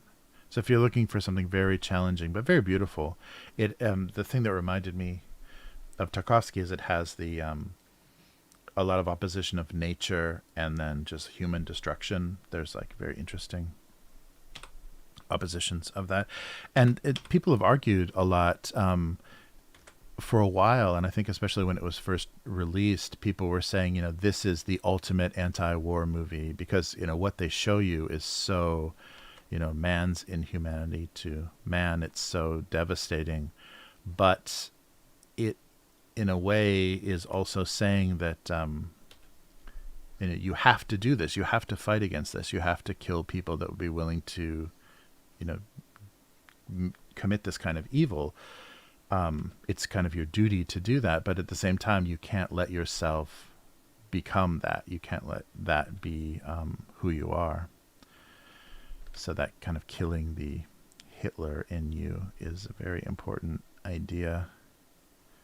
And there's a little, and maybe the climax of the film might be a little, I don't know, too artsy or too something for some people, because they use some old black and white footage, like historical footage of Nazi rallies and parades and things. But it's an important, it's trying to get across that idea of what's happening, or what fighting against, like fighting against this actually does. And so yeah, I don't want to spoil any or give any like interpretation or anything of it, but it's very powerful, the feeling of what's happening, and it's kind of juxtaposed to something kind of violent, and yeah, it's very interesting. All right, this is a tiny tiny orange. I don't know what's happening in this cartoon, but it's about orange juice. Ha ha ha. All right, so let's move on. Oh yeah, I love Miyazaki. Nice, yeah. Yeah. And Tarkovsky, I love the kind of spirituality of Tarkovsky. That's the thing that always, like, also like, uh, yeah, there's a lot of, I'm blanking on Kubrick. I like Kubrick's films, but he is like definitely an atheist, and there's nothing spiritual in his movies. And so sometimes it feels very odd and empty, some of his ideas and things. And so I love the, yeah, I love the kind of peacefulness, or the searching, yeah, for the, kind of core of humanity that Tarkovsky has in his films. It's less cold. Oops. I'm coloring the wrong freaking layer. All right, let's try this again. Okay, no. God damn. Try this again. But yeah, it's really yeah, powerful stuff. I really like yeah, but I like Miyazaki very much, and that was a big thing to the difference, like, because basically I think some people would put, Miyazaki is the Disney of Japan, just because of the widespread, like, popularity of his films, and that the subject matter is usually, children can watch them, and they're basically about a lot of about childhood, or a lot of childhood settings and topics and things, and imagination and things. But the interesting thing about Miyazaki movies is, do I want to do this? Is the morality is more kind of Shinto. It's less Christian, black and white. So of course, like, Disney movies are very black and white and very villain. And this is obviously the villain. This is obviously the good person. Color.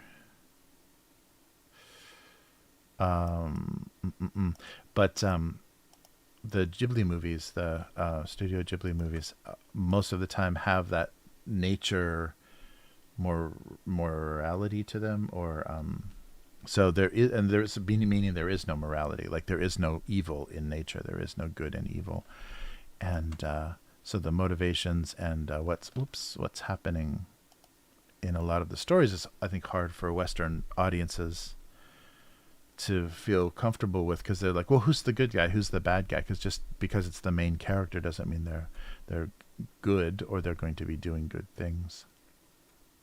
So I like that. And even in the kids' movies, even something like Totoro or whatever, there's not good and evil. It's very amoral, not amoral without, I don't know, but it's so it's very different for a Western audience. I think that's very different. That was interesting to get used to. I think the first time that really stood out the strongest was the Princess Mononoke, the whole telling of, like, all of those characters you couldn't really, there was no one to cheer for, like, you weren't hoping that anything particularly happened because you wouldn't want to root against humans, versus nature. Like, that's insane to want to see humans be killed by these nature spirits and these natural forces, but understanding this kind of balance that is trying to be maintained, and these people are going to die and these bad things are going to happen, but it's because you're ignoring how things need to be balanced and how things need to coexist and all of that. I think there's some really good messages in there in those movies that although Miyazaki is kind of a hippie, though. He is very, like, he jumped all over the anti-nuclear thing after Fukushima and stuff, so he's a bit of a hippie. But in the best possible way.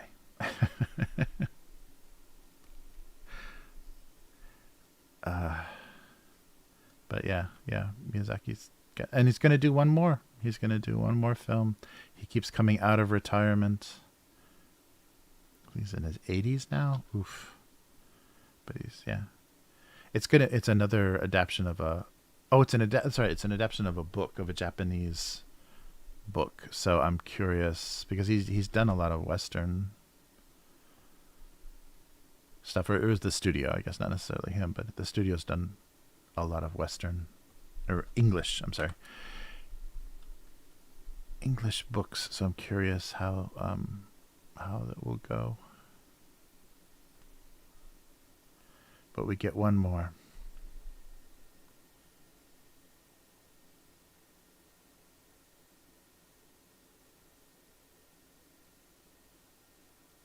He's dead. Miyazaki. No.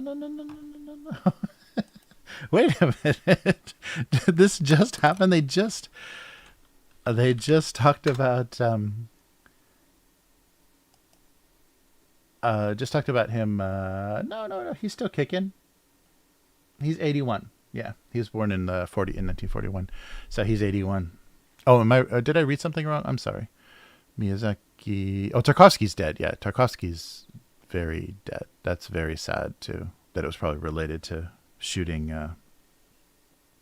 Stalker, but yeah, Miyazaki is still alive and kicking. So we get one more Miyazaki Studio Ghibli movie. Yeah, Tarkovsky died at like 54 or something probably from complications of the radioactive stuff that they came across while they were shooting Stalker. That's really heartbreaking. Like, he gave his life for that film, but Stalker has such a crazy production story. They had to shoot the film like 3 times almost, I think, completely, because things kept getting technically fucked up. Like, the first film stock they used didn't develop well, and it was kind of a combination of shitty Soviet lack of technology and stuff. They were using a new style film type of film that when they went to process it didn't a lot of the stuff that they shot didn't turn out, so they had to reshoot things. But he's kind of famously had crazy things like that happen in production. But some of the areas in Eastern Europe where they shot Stalker were very toxic, and they think still radioactive, or were radioactive in some places. I don't know why I said still. All right, there we go.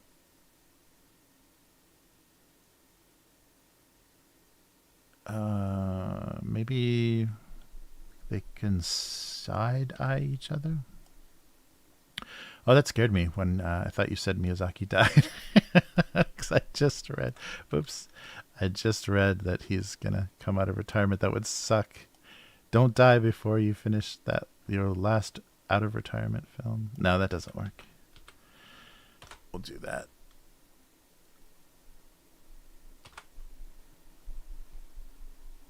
No, I'm on the Wikipedia, unless Wikipedia is all fucked up. There's no There's no death date for Miyazaki. Hayao Miyazaki is still alive. You know, they just released in the press that he was going to do one more movie.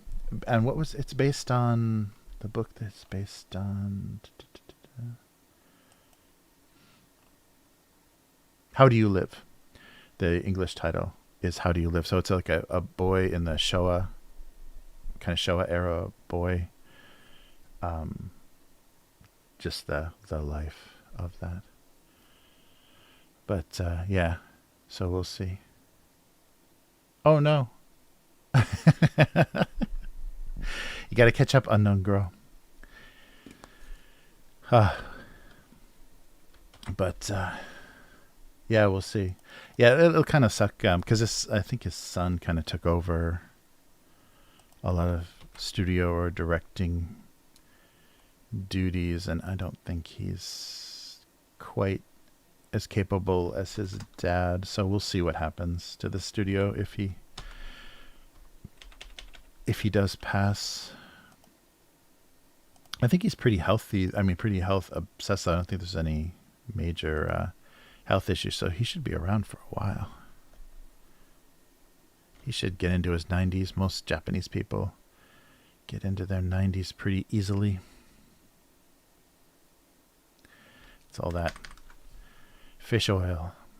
All right. There we go.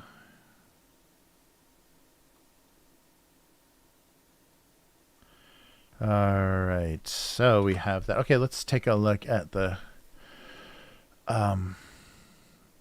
comments from, I think, hopefully my microphone is set up in all of these different scenes.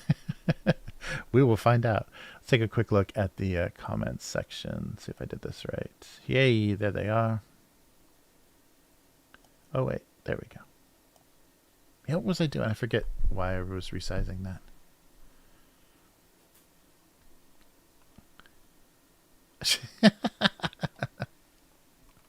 Now I was looking, I was on his Wikipedia to find out that the title of that movie. I completely forgot. How Do You Live? I don't know that story at all. I'm a little bit worried that it's not going to be a great last film. I think yeah, something a little more magical might be good. So we'll see.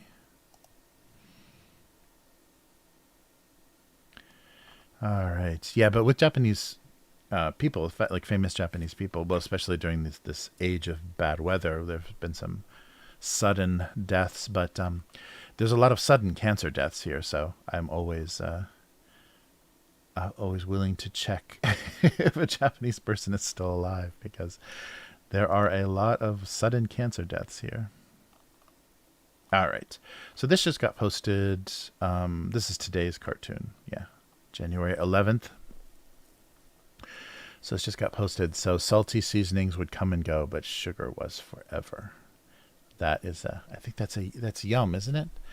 Unknown Girl, correct me if I'm wrong, but I think that was Yum gave me that. That was Sugar Was Forever. Is a beautiful. All right. So we'll see we'll see how that does after a few more people have seen it. But this is January 6th. Breakfast was often unwelcoming to any bean or nut milk. Uh-oh, we got some likes and 4 comments. Here we go. We're going to hear opinions about almond milk, I'm sure. With good reason. I guess it's an acquired taste. Uh-oh, here we go. It's not that bad, but different milks are better for different things. Oat milk is super creamy and great for hot cereal and smoothies. Unsweetened almond milk is good for cold cereal, cooking, and drinking straight. I don't get cashew milk often because it's very expensive. I don't get, meaning I don't buy. But it's great for ice cream and is a less distinct version of oat milk. Soy milk is good for nothing and tastes terrible. So all of these raving reviews of nut milk and hatred for soy milk. Oh, that's so funny. Yeah, you can't even imagine how many kinds of soy milk there are in Japan. It's like a whole dairy section. There's so many brands of soy milk. All right. There are several alternative milks that I cannot drink, especially coconut milk. Makes my stomach reject it. Use your own imagination. What? Okay. And soy milk I cannot digest. It gives me horrible gas. So I'm gonna refrain from making any dietary jokes because people are just gonna talk about their horrible gas. Like any soy products, I will stick to whole milk, even 2% in skim taste. Wow. So she's gonna for her whole life drink whole milk. That's pretty. That's pretty tough. Oh wow. Very funny. Okay, we have to give that a like because horrible gas needs to be talked about. Okay, milk comes from a mammal, coconut juice, or whatever is not milk. Cow milk is milk. Goat milk is milk. Default milk is cow milk. Nuts do not have mammary glands. They do not have milk. That was K5, right? K5 was saying nuts don't have udders, right? No nut udders.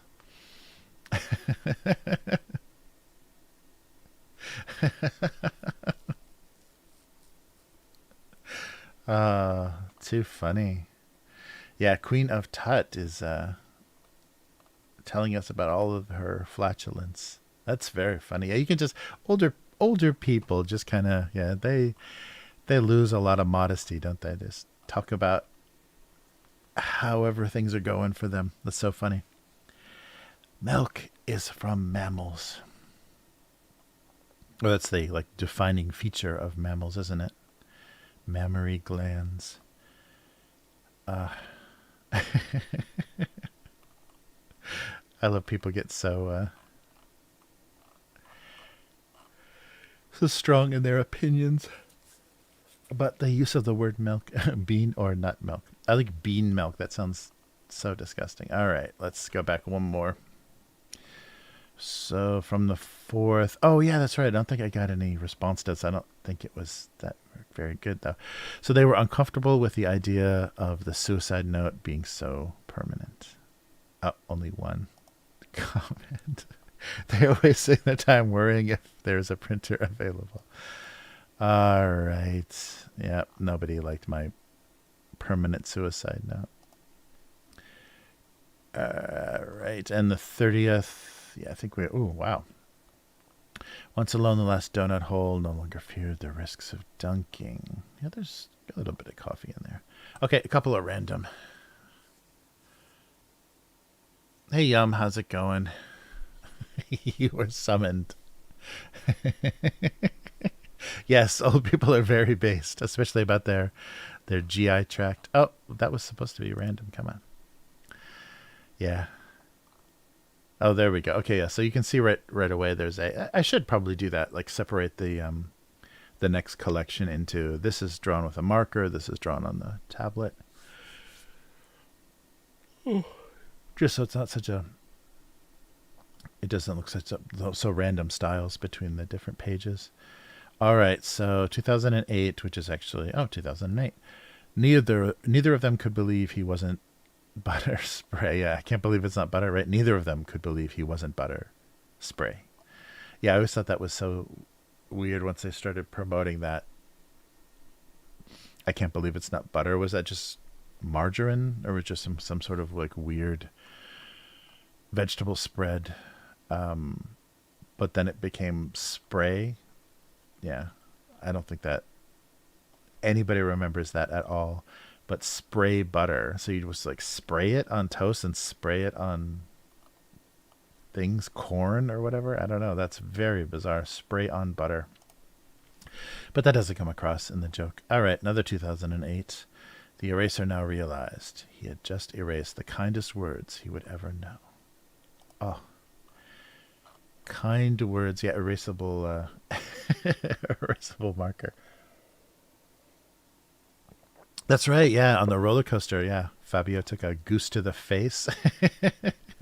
Was that a roller coaster, right? Nice.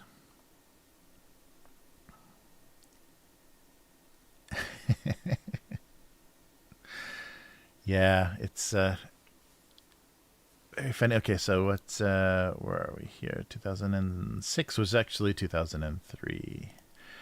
Their softening differences went beyond liquid or sheet. Yeah, that was an early to try to take words and make them like more political stances or identity. That's very funny. That's what people live for now. But that was a joke for me all those years ago. There we go. Oh, I probably drew this on stream. It looks like it. So March 16th, 2021. Once unpacked, the benefit provided by the neck pillow. What by the neck pillow over its included packing material was unclear. There we go. Yeah, those little air pillow capsules. Wow. All right, and one more random. 2007.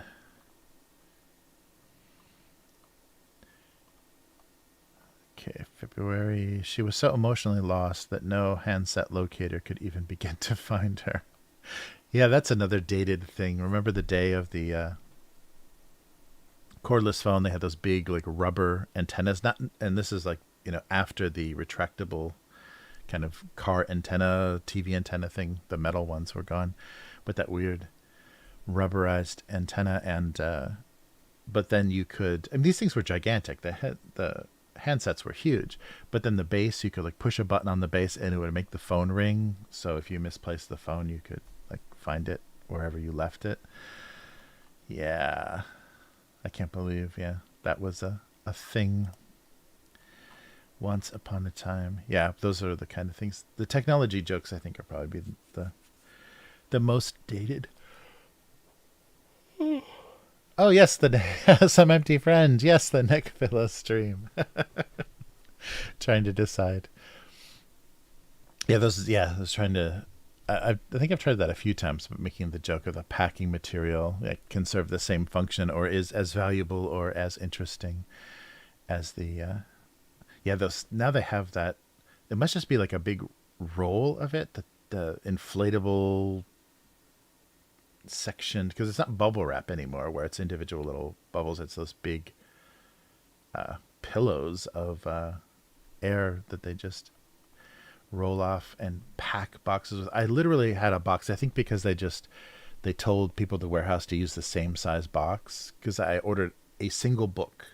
No, it wasn't even a book. No, it was this. Oh, that's right.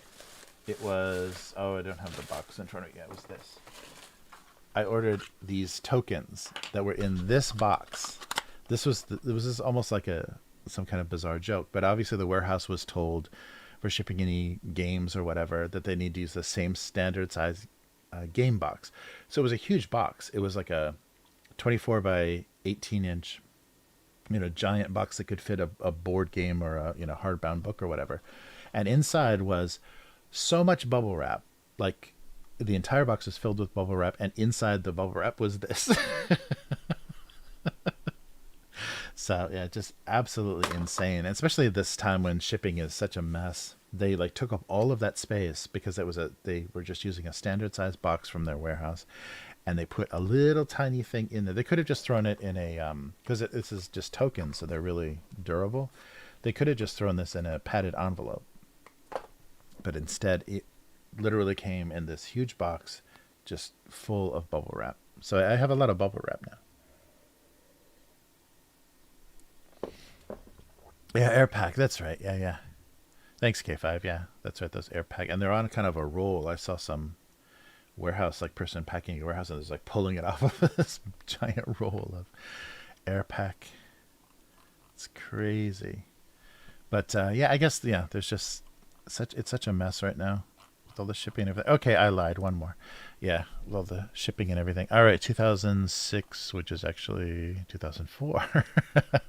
That's obviously a marker drawing. Each drip made the soap feel less and less. I guess the idea is he's getting dripped on. And that's soap. I did a good job of doing both sides of that, but soap on a rope. Yeah, do you remember that? That's an old thing too. Is And is that prison soap? Is that just made for prison or like group showers or whatever? It's literally a bar of soap that's on a piece of like a loop of rope. So you could either like, loop it around your wrist or put it over around your neck or whatever. So you never drop the soap, maybe for like camping and like group showers and stuff or prison.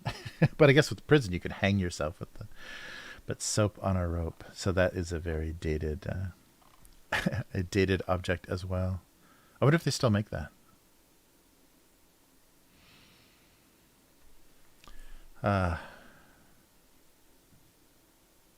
Oh, maybe. Yeah. Yeah, maybe they just didn't want. I had a feeling though maybe they just packed like a bunch of the same size boxes. So if they had a bunch of irregular boxes, it was extra work for them. I don't know. That was very bizarre. Yeah, I should have like done that as a live stream. If I had any idea what was in there, I definitely would have unboxed that on a live stream because that is ridiculous, and they should be people should be aware of how ridiculous they package that. What a waste! Like during this time, what a waste of materials. All right, so let's switch back. There we go. Back to Photoshop. All right. So, I guess we're just writing now, so I don't have to be able to reach this tablet anymore. There we go. Yeah, this setup is getting slowly better and better. It's this new mic setup is much nicer. I just got to make sure I keep it pointed at me because I can go off the mic pretty well. But I don't think it's picking up any of the background sound, like at least from what I'm hearing. I'm not hearing any air conditioning or anything else running too loudly. Even the computer fan or whatever, you can hear that sometimes. Because the other mic was just it wasn't gated very well, so it was real sensitive. So a step up in quality.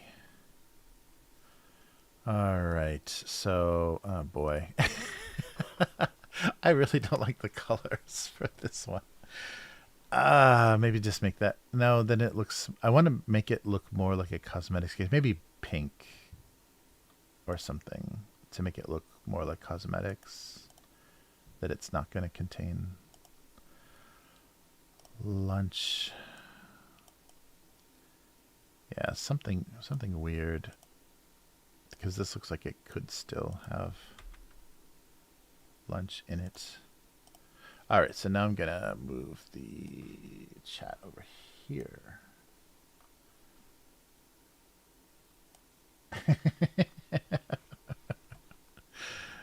All right. Let's see. Maybe. Yeah, I don't want to look too thematic. There we go. And maybe this can be a little brighter.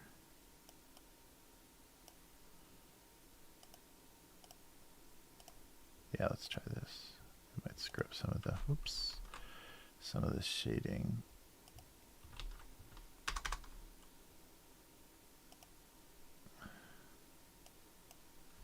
There we go. I don't know. It's not much better.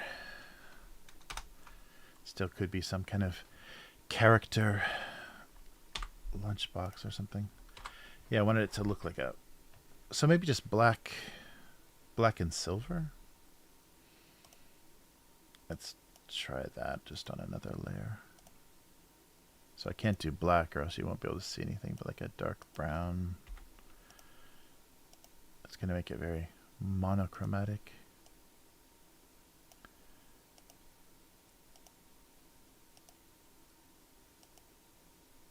So something like that looks more industrial. I don't know. So this or this? Oh, we'll go with that. All right.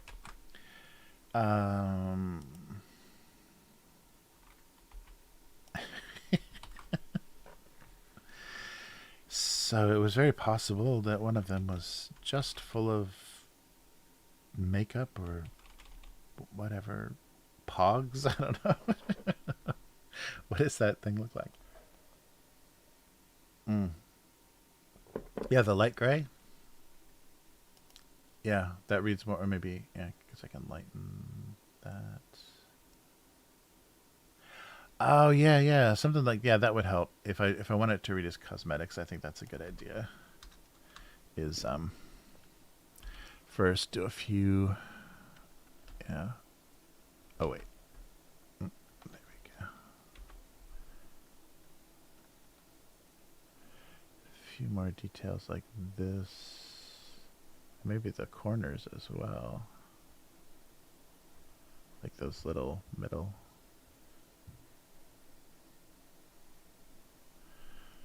Corners, something like that.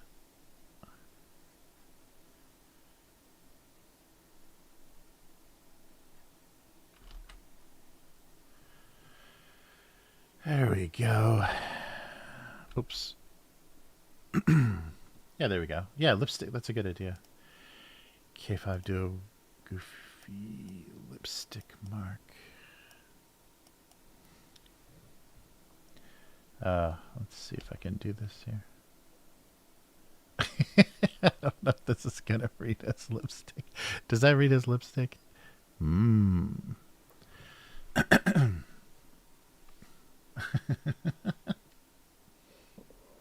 Oh yeah, I don't know. A cooking stream or something?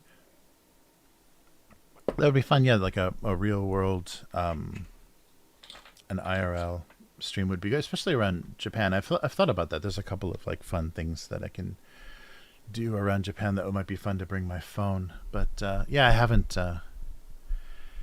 hit on them yet.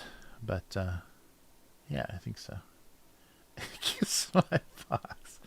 All right. Yeah, does that work? Does that work? Lipstick logo, kind of. Oh, actually, it's on a separate layer, so I can make two. I can do it twice and maybe change the shape of it a little bit.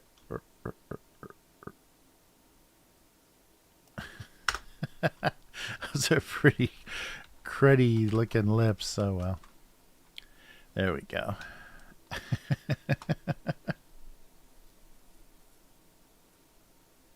Nice. Yeah, I think it gets the point across a little bit better. All right. So I don't know why there is a spoon involved in this lunch. So we could just make a joke about looking good and not eating.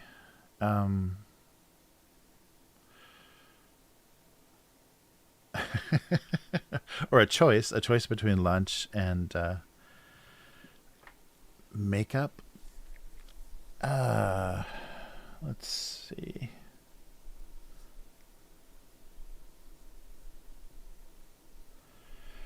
Yeah, I'll think about that. Yeah, an IRL stream would be fun. I gotta think of a good topic. Maybe just going up to the temple at the top of the mountain would be fun.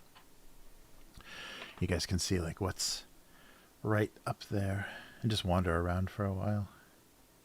I have to read up about the history of that temple though, so I know what's going on up there. So something like it didn't have to be a choice.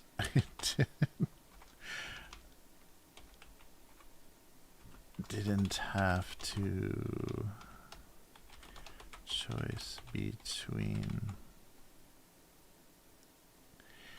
yeah, this is going to be like an anorexia joke, I guess. That's not great. A choice between eating and looking good, but it usually was.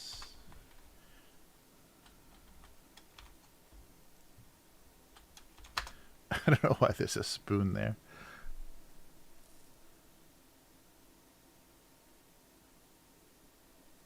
Yeah, I should do that. Yeah, that would be good. And it's going to be, there would be very few people now, especially if I go during the week. That would be fun. But yeah, it's a beautiful, you guys will see a beautiful view. I'll kind of be doxing myself because I think it'll be pretty easy to tell where I am. Yeah, all temples are pretty unique. But, you know, not exactly. It'll be, you'll know the general area.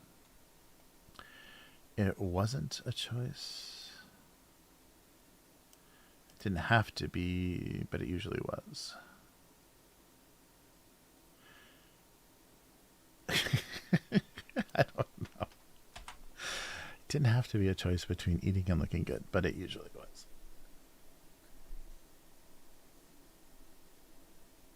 Yeah, a little tube of lipstick.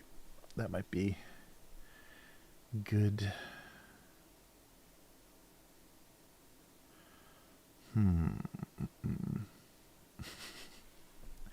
Something like that. Didn't have to be. Uh-oh. Oh, we're getting to 5:30. All right, so we'll start with that as a basis and see if I can get anywhere funnier with that.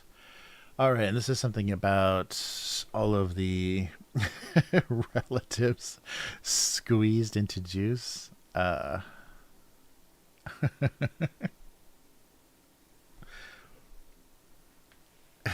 They were more than uncomfortable.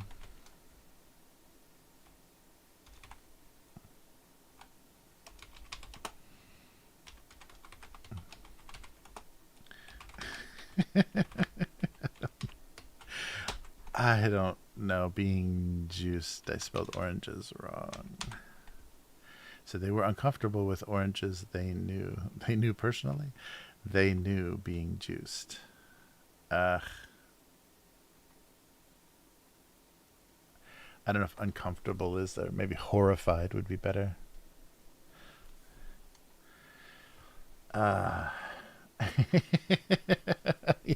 More oranges for the Big W orange family.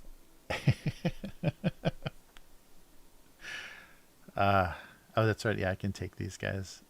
I should pop them out. Oh, actually, I can do that pretty easily, I think. So make a new layer, and then everybody up here.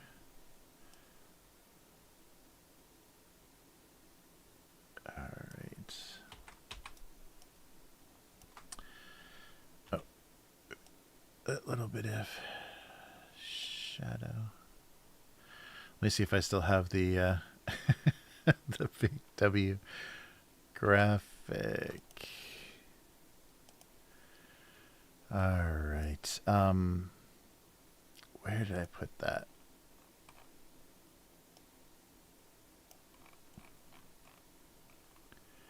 So let me just look for a quick second if I can find it. It might just be in my oh, this is different computer. Yeah, if I didn't put it on the line, it's not, if it's not on a drive. No. Oh, that's funny. I still have all the raw video from the convenience store trip that I sent to Hyphonics. Sorry.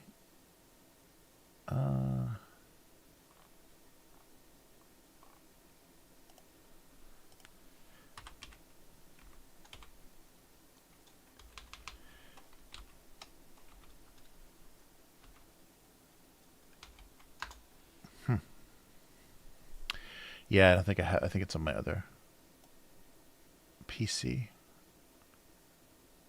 But I can easily do another Big W.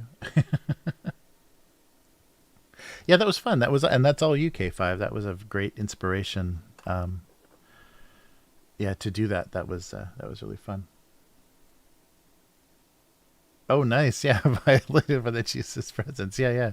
I like the idea. No, yeah, I don't think it's on this machine. All right, well, I'll keep these guys. If I can find the that file that has the W on it, and just replace them, so it becomes more and more oranges. Yeah, really fun. Good idea, K5. Yeah, that's a cool thing that I never would have thought about doing.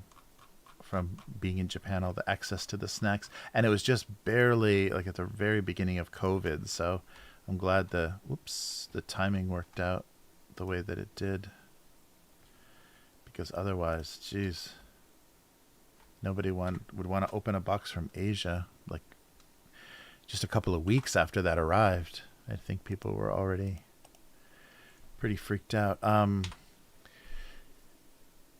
Yeah, violated is good. Horrified by the idea of juicing. Oh yeah, maybe just easier, the oranges.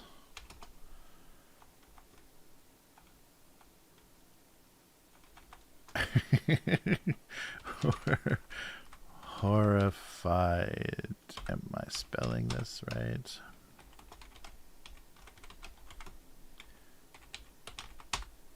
Juicing.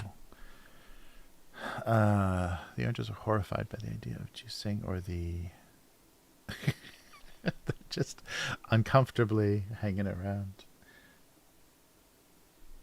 The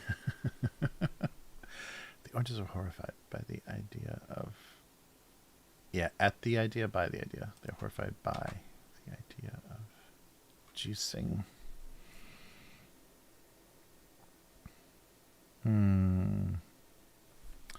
Neither of these is very strong. I think my weak coffee has failed me. I should have had a Red Bull or something. It didn't have to be a choice between eating and looking good, but it usually was. That'll bring up the anorexia comments.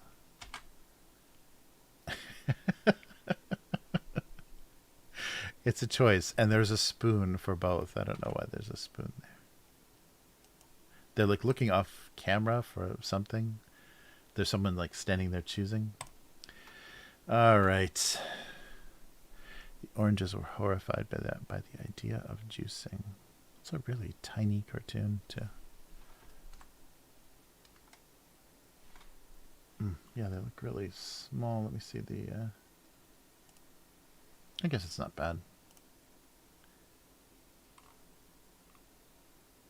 Yeah, some of the cartoons, like in 2019, I was drawing really giant, like I was trying to fill the whole frame with cartoons. Yeah, like look at this one.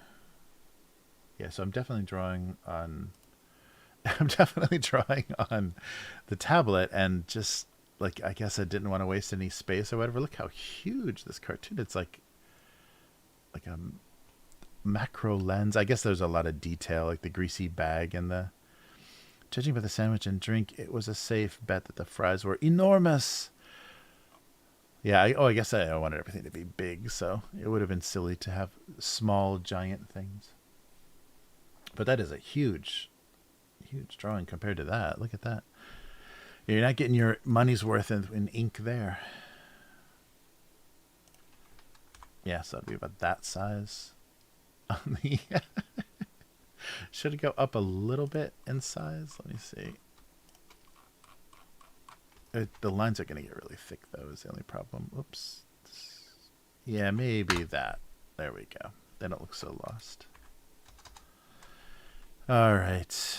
I think these guys are okay. Maybe a little bit bigger. Yeah, I don't know. They look really old, like the cartoons, the early cartoons. Oops. Have that really tiny look. They're really small and lost in the middle of the page. So that'll be, that's good, because it's like that size on the webcomic. So all that little detail gets just stuck. Hey, Estrella, how's it going? Yeah, supersized fries. Enormous fries. Oh, here's a funny thing you guys might not know about. In Japan, the fast food places are only selling small size fries. You cannot get anything bigger than a small fry now at McDonald's or Burger King or whatever. So why is that? Because they lost their supply, maybe from the US, like wherever they were buying potatoes from. There's a shortage now, or some supply chain problem. So they have to use Japanese domestic potatoes. Japanese domestic potatoes are very small. So when they slice them into French fries, they're very short fries. So you can't fill one of those giant, large fry cardboard containers with those very easily. It would be just maybe look ridiculous. So they just stopped selling them, and they only sell this little small paper French fry, small size, because they have shorter potatoes now. So it's like a temporary thing, but it's it's very odd. Yeah, so the small French fries means that Japan can only sell short fries, small fries. Yeah, so very odd. So that'll be a return to normalcy for Japan when we can actually order a large fry again. So right now, just the little tiny small fries, and they're not like discounted or anything too, because I think the potatoes are actually domestically much more expensive. So yeah, somebody cut off Japan from their regular potato supply, or just the larger potato. So we have potatoes; they're just tiny.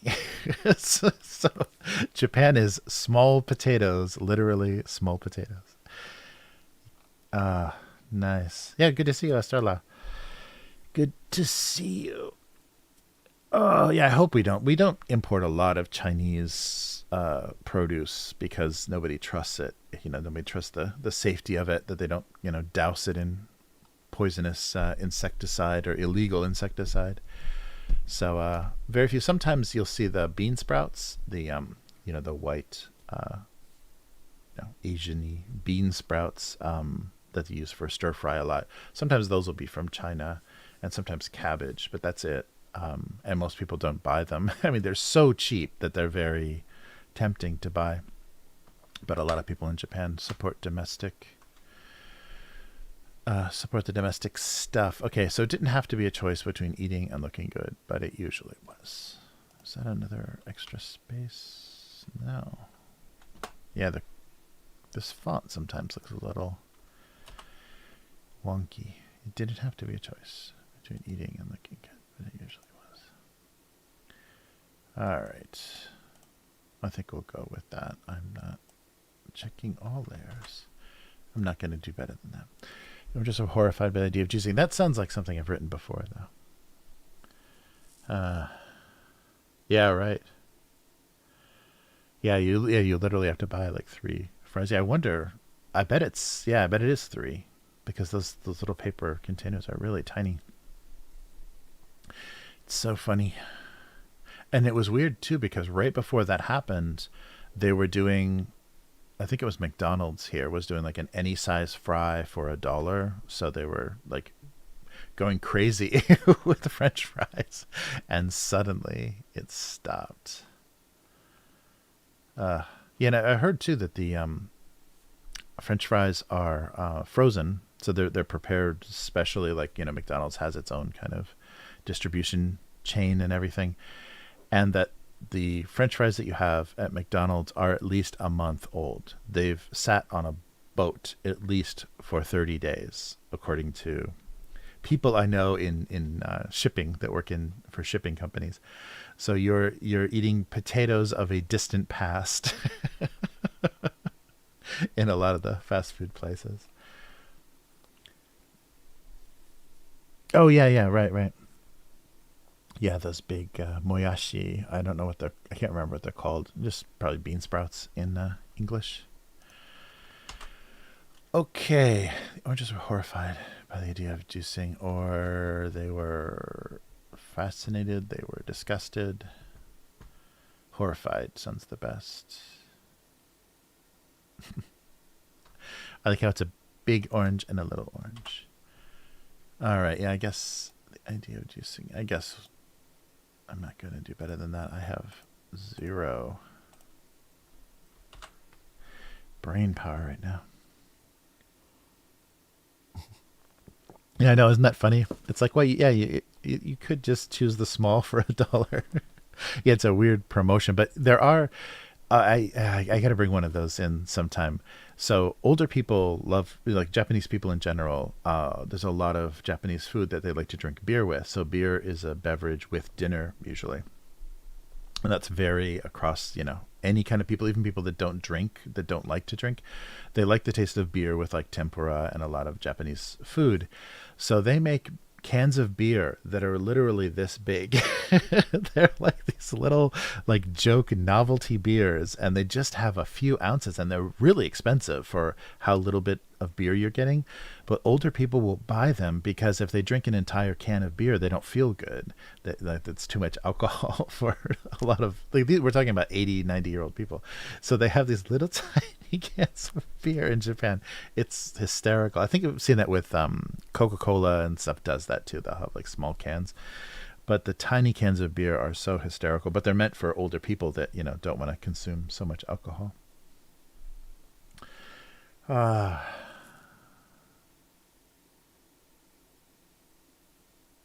that could explain. That could explain the everything for $1. I think probably between like a few of the sizes, it probably is the exact same amount of fries because they are just because it is just the height of the container, and the thing that they used to put the fries in would measure almost the same amount of fries. I've never done it, so I'm not sure. Right. Little big, a little big size. Now you want fries, or you have to DoorDash some some McDonald's fries. Oh man, straight to your door. All right.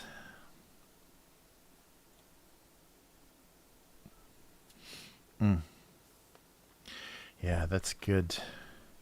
I don't know how Japan fell in love with American fast food. It seems like such an odd thing to have here. I think I already checked everything. All right. Well, we'll go with these guys. I can't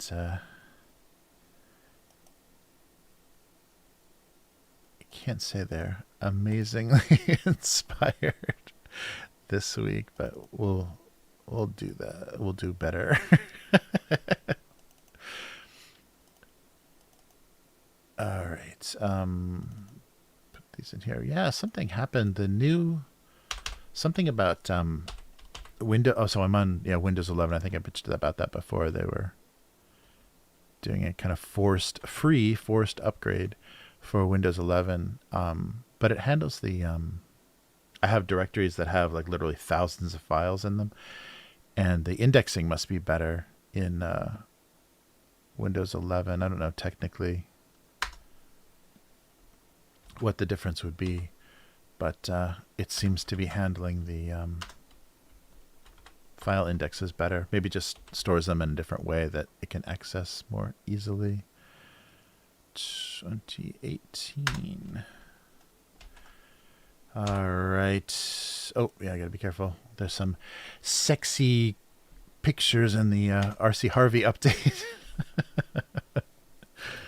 All right. Yeah, it is really, really pushy with the because I think I came down to it. Basically said, would you like Windows 11 now, or would you like to tell us the time tonight that we are going to give you Windows 11? Like, it was not going to leave me any choice. If you walk away from this computer, when you return, it will be Windows 11. Oh, no. Snack time is just happening now. That's right. Okay, so I just I just finished this. What's going on? There we go. Get that out of the way. So let me real quick do an upload for these guys. Nope, snack time is just about to happen.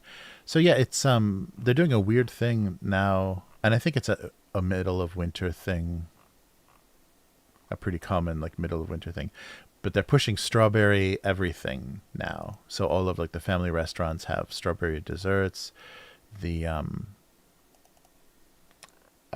grocery stores have like more, literally a really tiny, like maybe 9 strawberries was $10 for a while. Not like big gorgeous strawberries, like little regular strawberries were about $10 for a while during the beginning of winter. And now obviously the, southern islands or wherever they get strawberries in winter are starting to kick in. So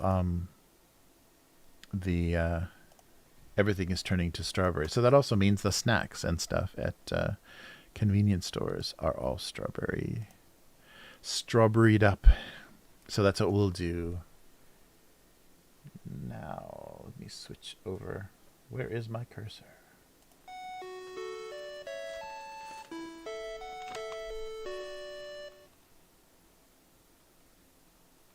All right, there we go. Is that okay? Yeah, okay. I don't have anything particularly jacked up. Okay, so I just thought the name of these was pretty funny. All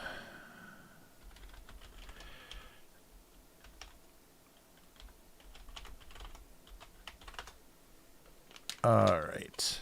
So yeah, and they use the funny logo and everything. So these are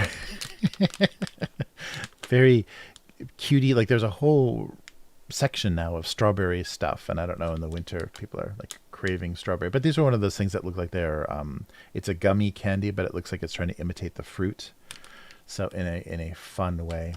So Strawberry Cafe, I guess, is this is Kondo is the very, very old candy company that makes a lot of those like strange classic odd Japanese flavors of candy that have been around forever, like salt and soy sauce and stuff. But yeah, this is their take on doing strawberry, and their Ichibiko, Ichibiko, Ichibiko. Since there's no kanji for that, I have no idea how you would read that. But these are strawberry gummies, and I like they use the hokusai. So this rabbit, you can see, is from the famous prints that Hokusai did, that Japan kind of claims is the first manga, as the original manga characters, because they were a story. They like told a narrative. There were sequential kind of cartoons that told a narrative. So it was rabbits and frogs. I believe they're kind of bipedal, and they're doing all kinds of silly things. So they use this one of the rabbits with a basket as their logo. But that's pretty famous. The original prints that are kind of, yeah, they trace those are the roots of the first like Japanese comics, Japanese narrative. So it doesn't say anything. Yeah, so it's just strawberry. So there's a strawberry milk. Oh, so it's right. It's kind of condensed milk. Okay, so this is going to be like a gummy casing with strawberry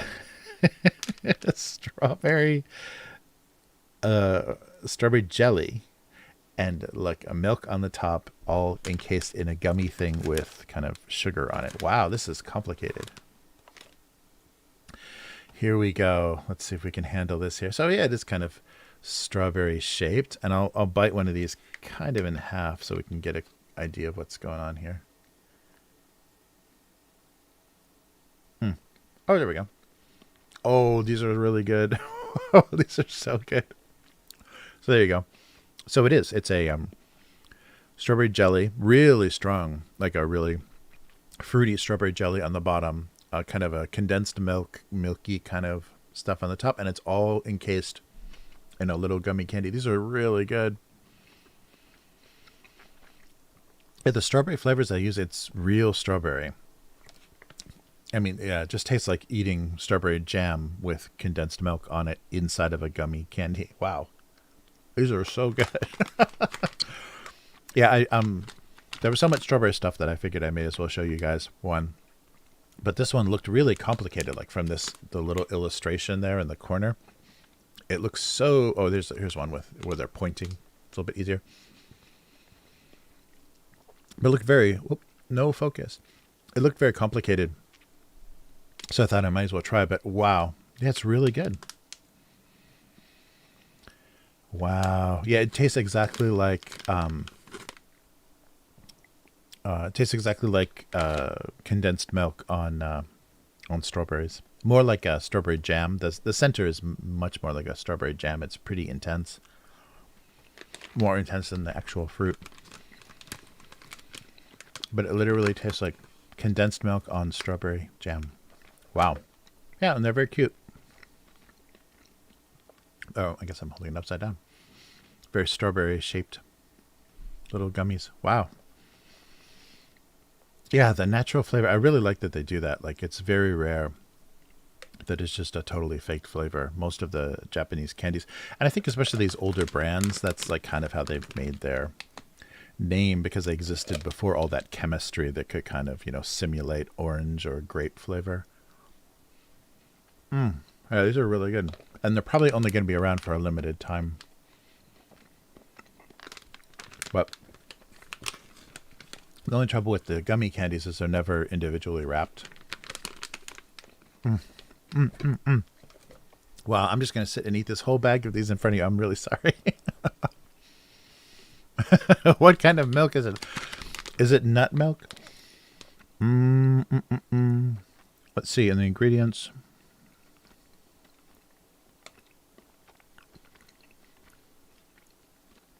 It doesn't say what the creamy thing is. There's actually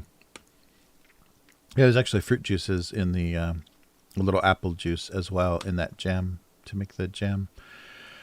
So I don't see anything, any kanji for milk of any kind. So there's no like actual milk fats in there. So some sort of creamy thing. It might just be like sugar and rice powder to make it taste, kind of creamy and sweet. Yeah, I can't tell, but it's a very creamy thing. Maybe not milk though.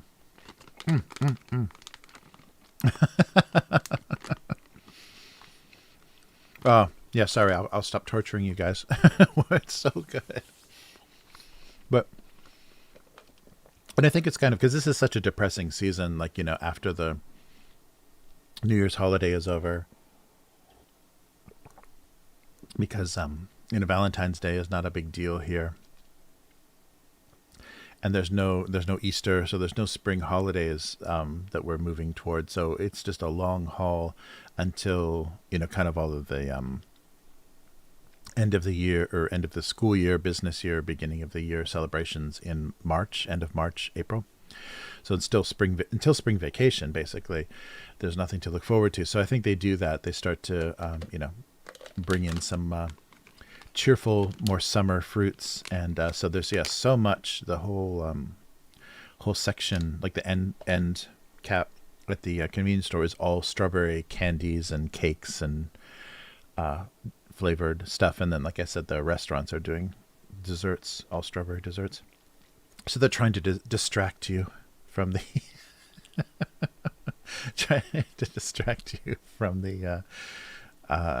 the fact that it's going to be a bleak, February, March long haul.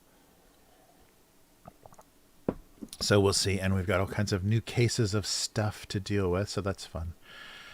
All right. Well, you caught it, Yum. You caught the, is that who was asking? Who was asking? But, yeah, good stuff. Wow, and this was just kind of like, oh yeah, I think I'll just go with something strawberry, but it was pretty amazing. I was glad to, happy surprise. It's better than some of those strange white chocolate things that happen occasionally.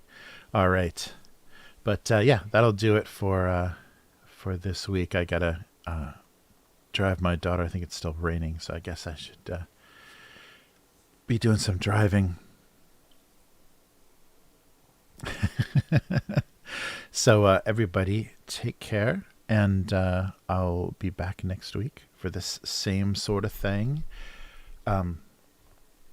So if you haven't seen the website or anything before, abusecartoons.com is the website, and gocomics.com, like when we looked at the comments, gocomics.com/domestic abuse is the archive of all the previous cartoons. The stream is archived on both YouTube and Twitch under Abuse Cartoons. And if you want to support the cartoon, consider becoming a patron at patreon.com/abusecartoons. So we'll do this again next week. Thank you, everybody, for hanging out. It was good to see everyone. I'm glad everyone was around, and thank you for listening to my long rant about come and see. But if you're feeling strong and you want to test the limits of your soul, I would suggest watching. It's a beautiful film, very very powerful, and I'm still surprised it was done in the mid '80s. That's crazy. Like 4 more years and there was no more Soviet Union. That's insane. All right. Oh, thank you, thank you. I will drive safe, Estrella. Thank you. Yeah, it might be a little slippery, but not too bad. Yeah, just hope it's not frozen. Don't be frozen. Don't be frozen. All right. So everyone, take care, and I will see you again next week. Good night and goodbye.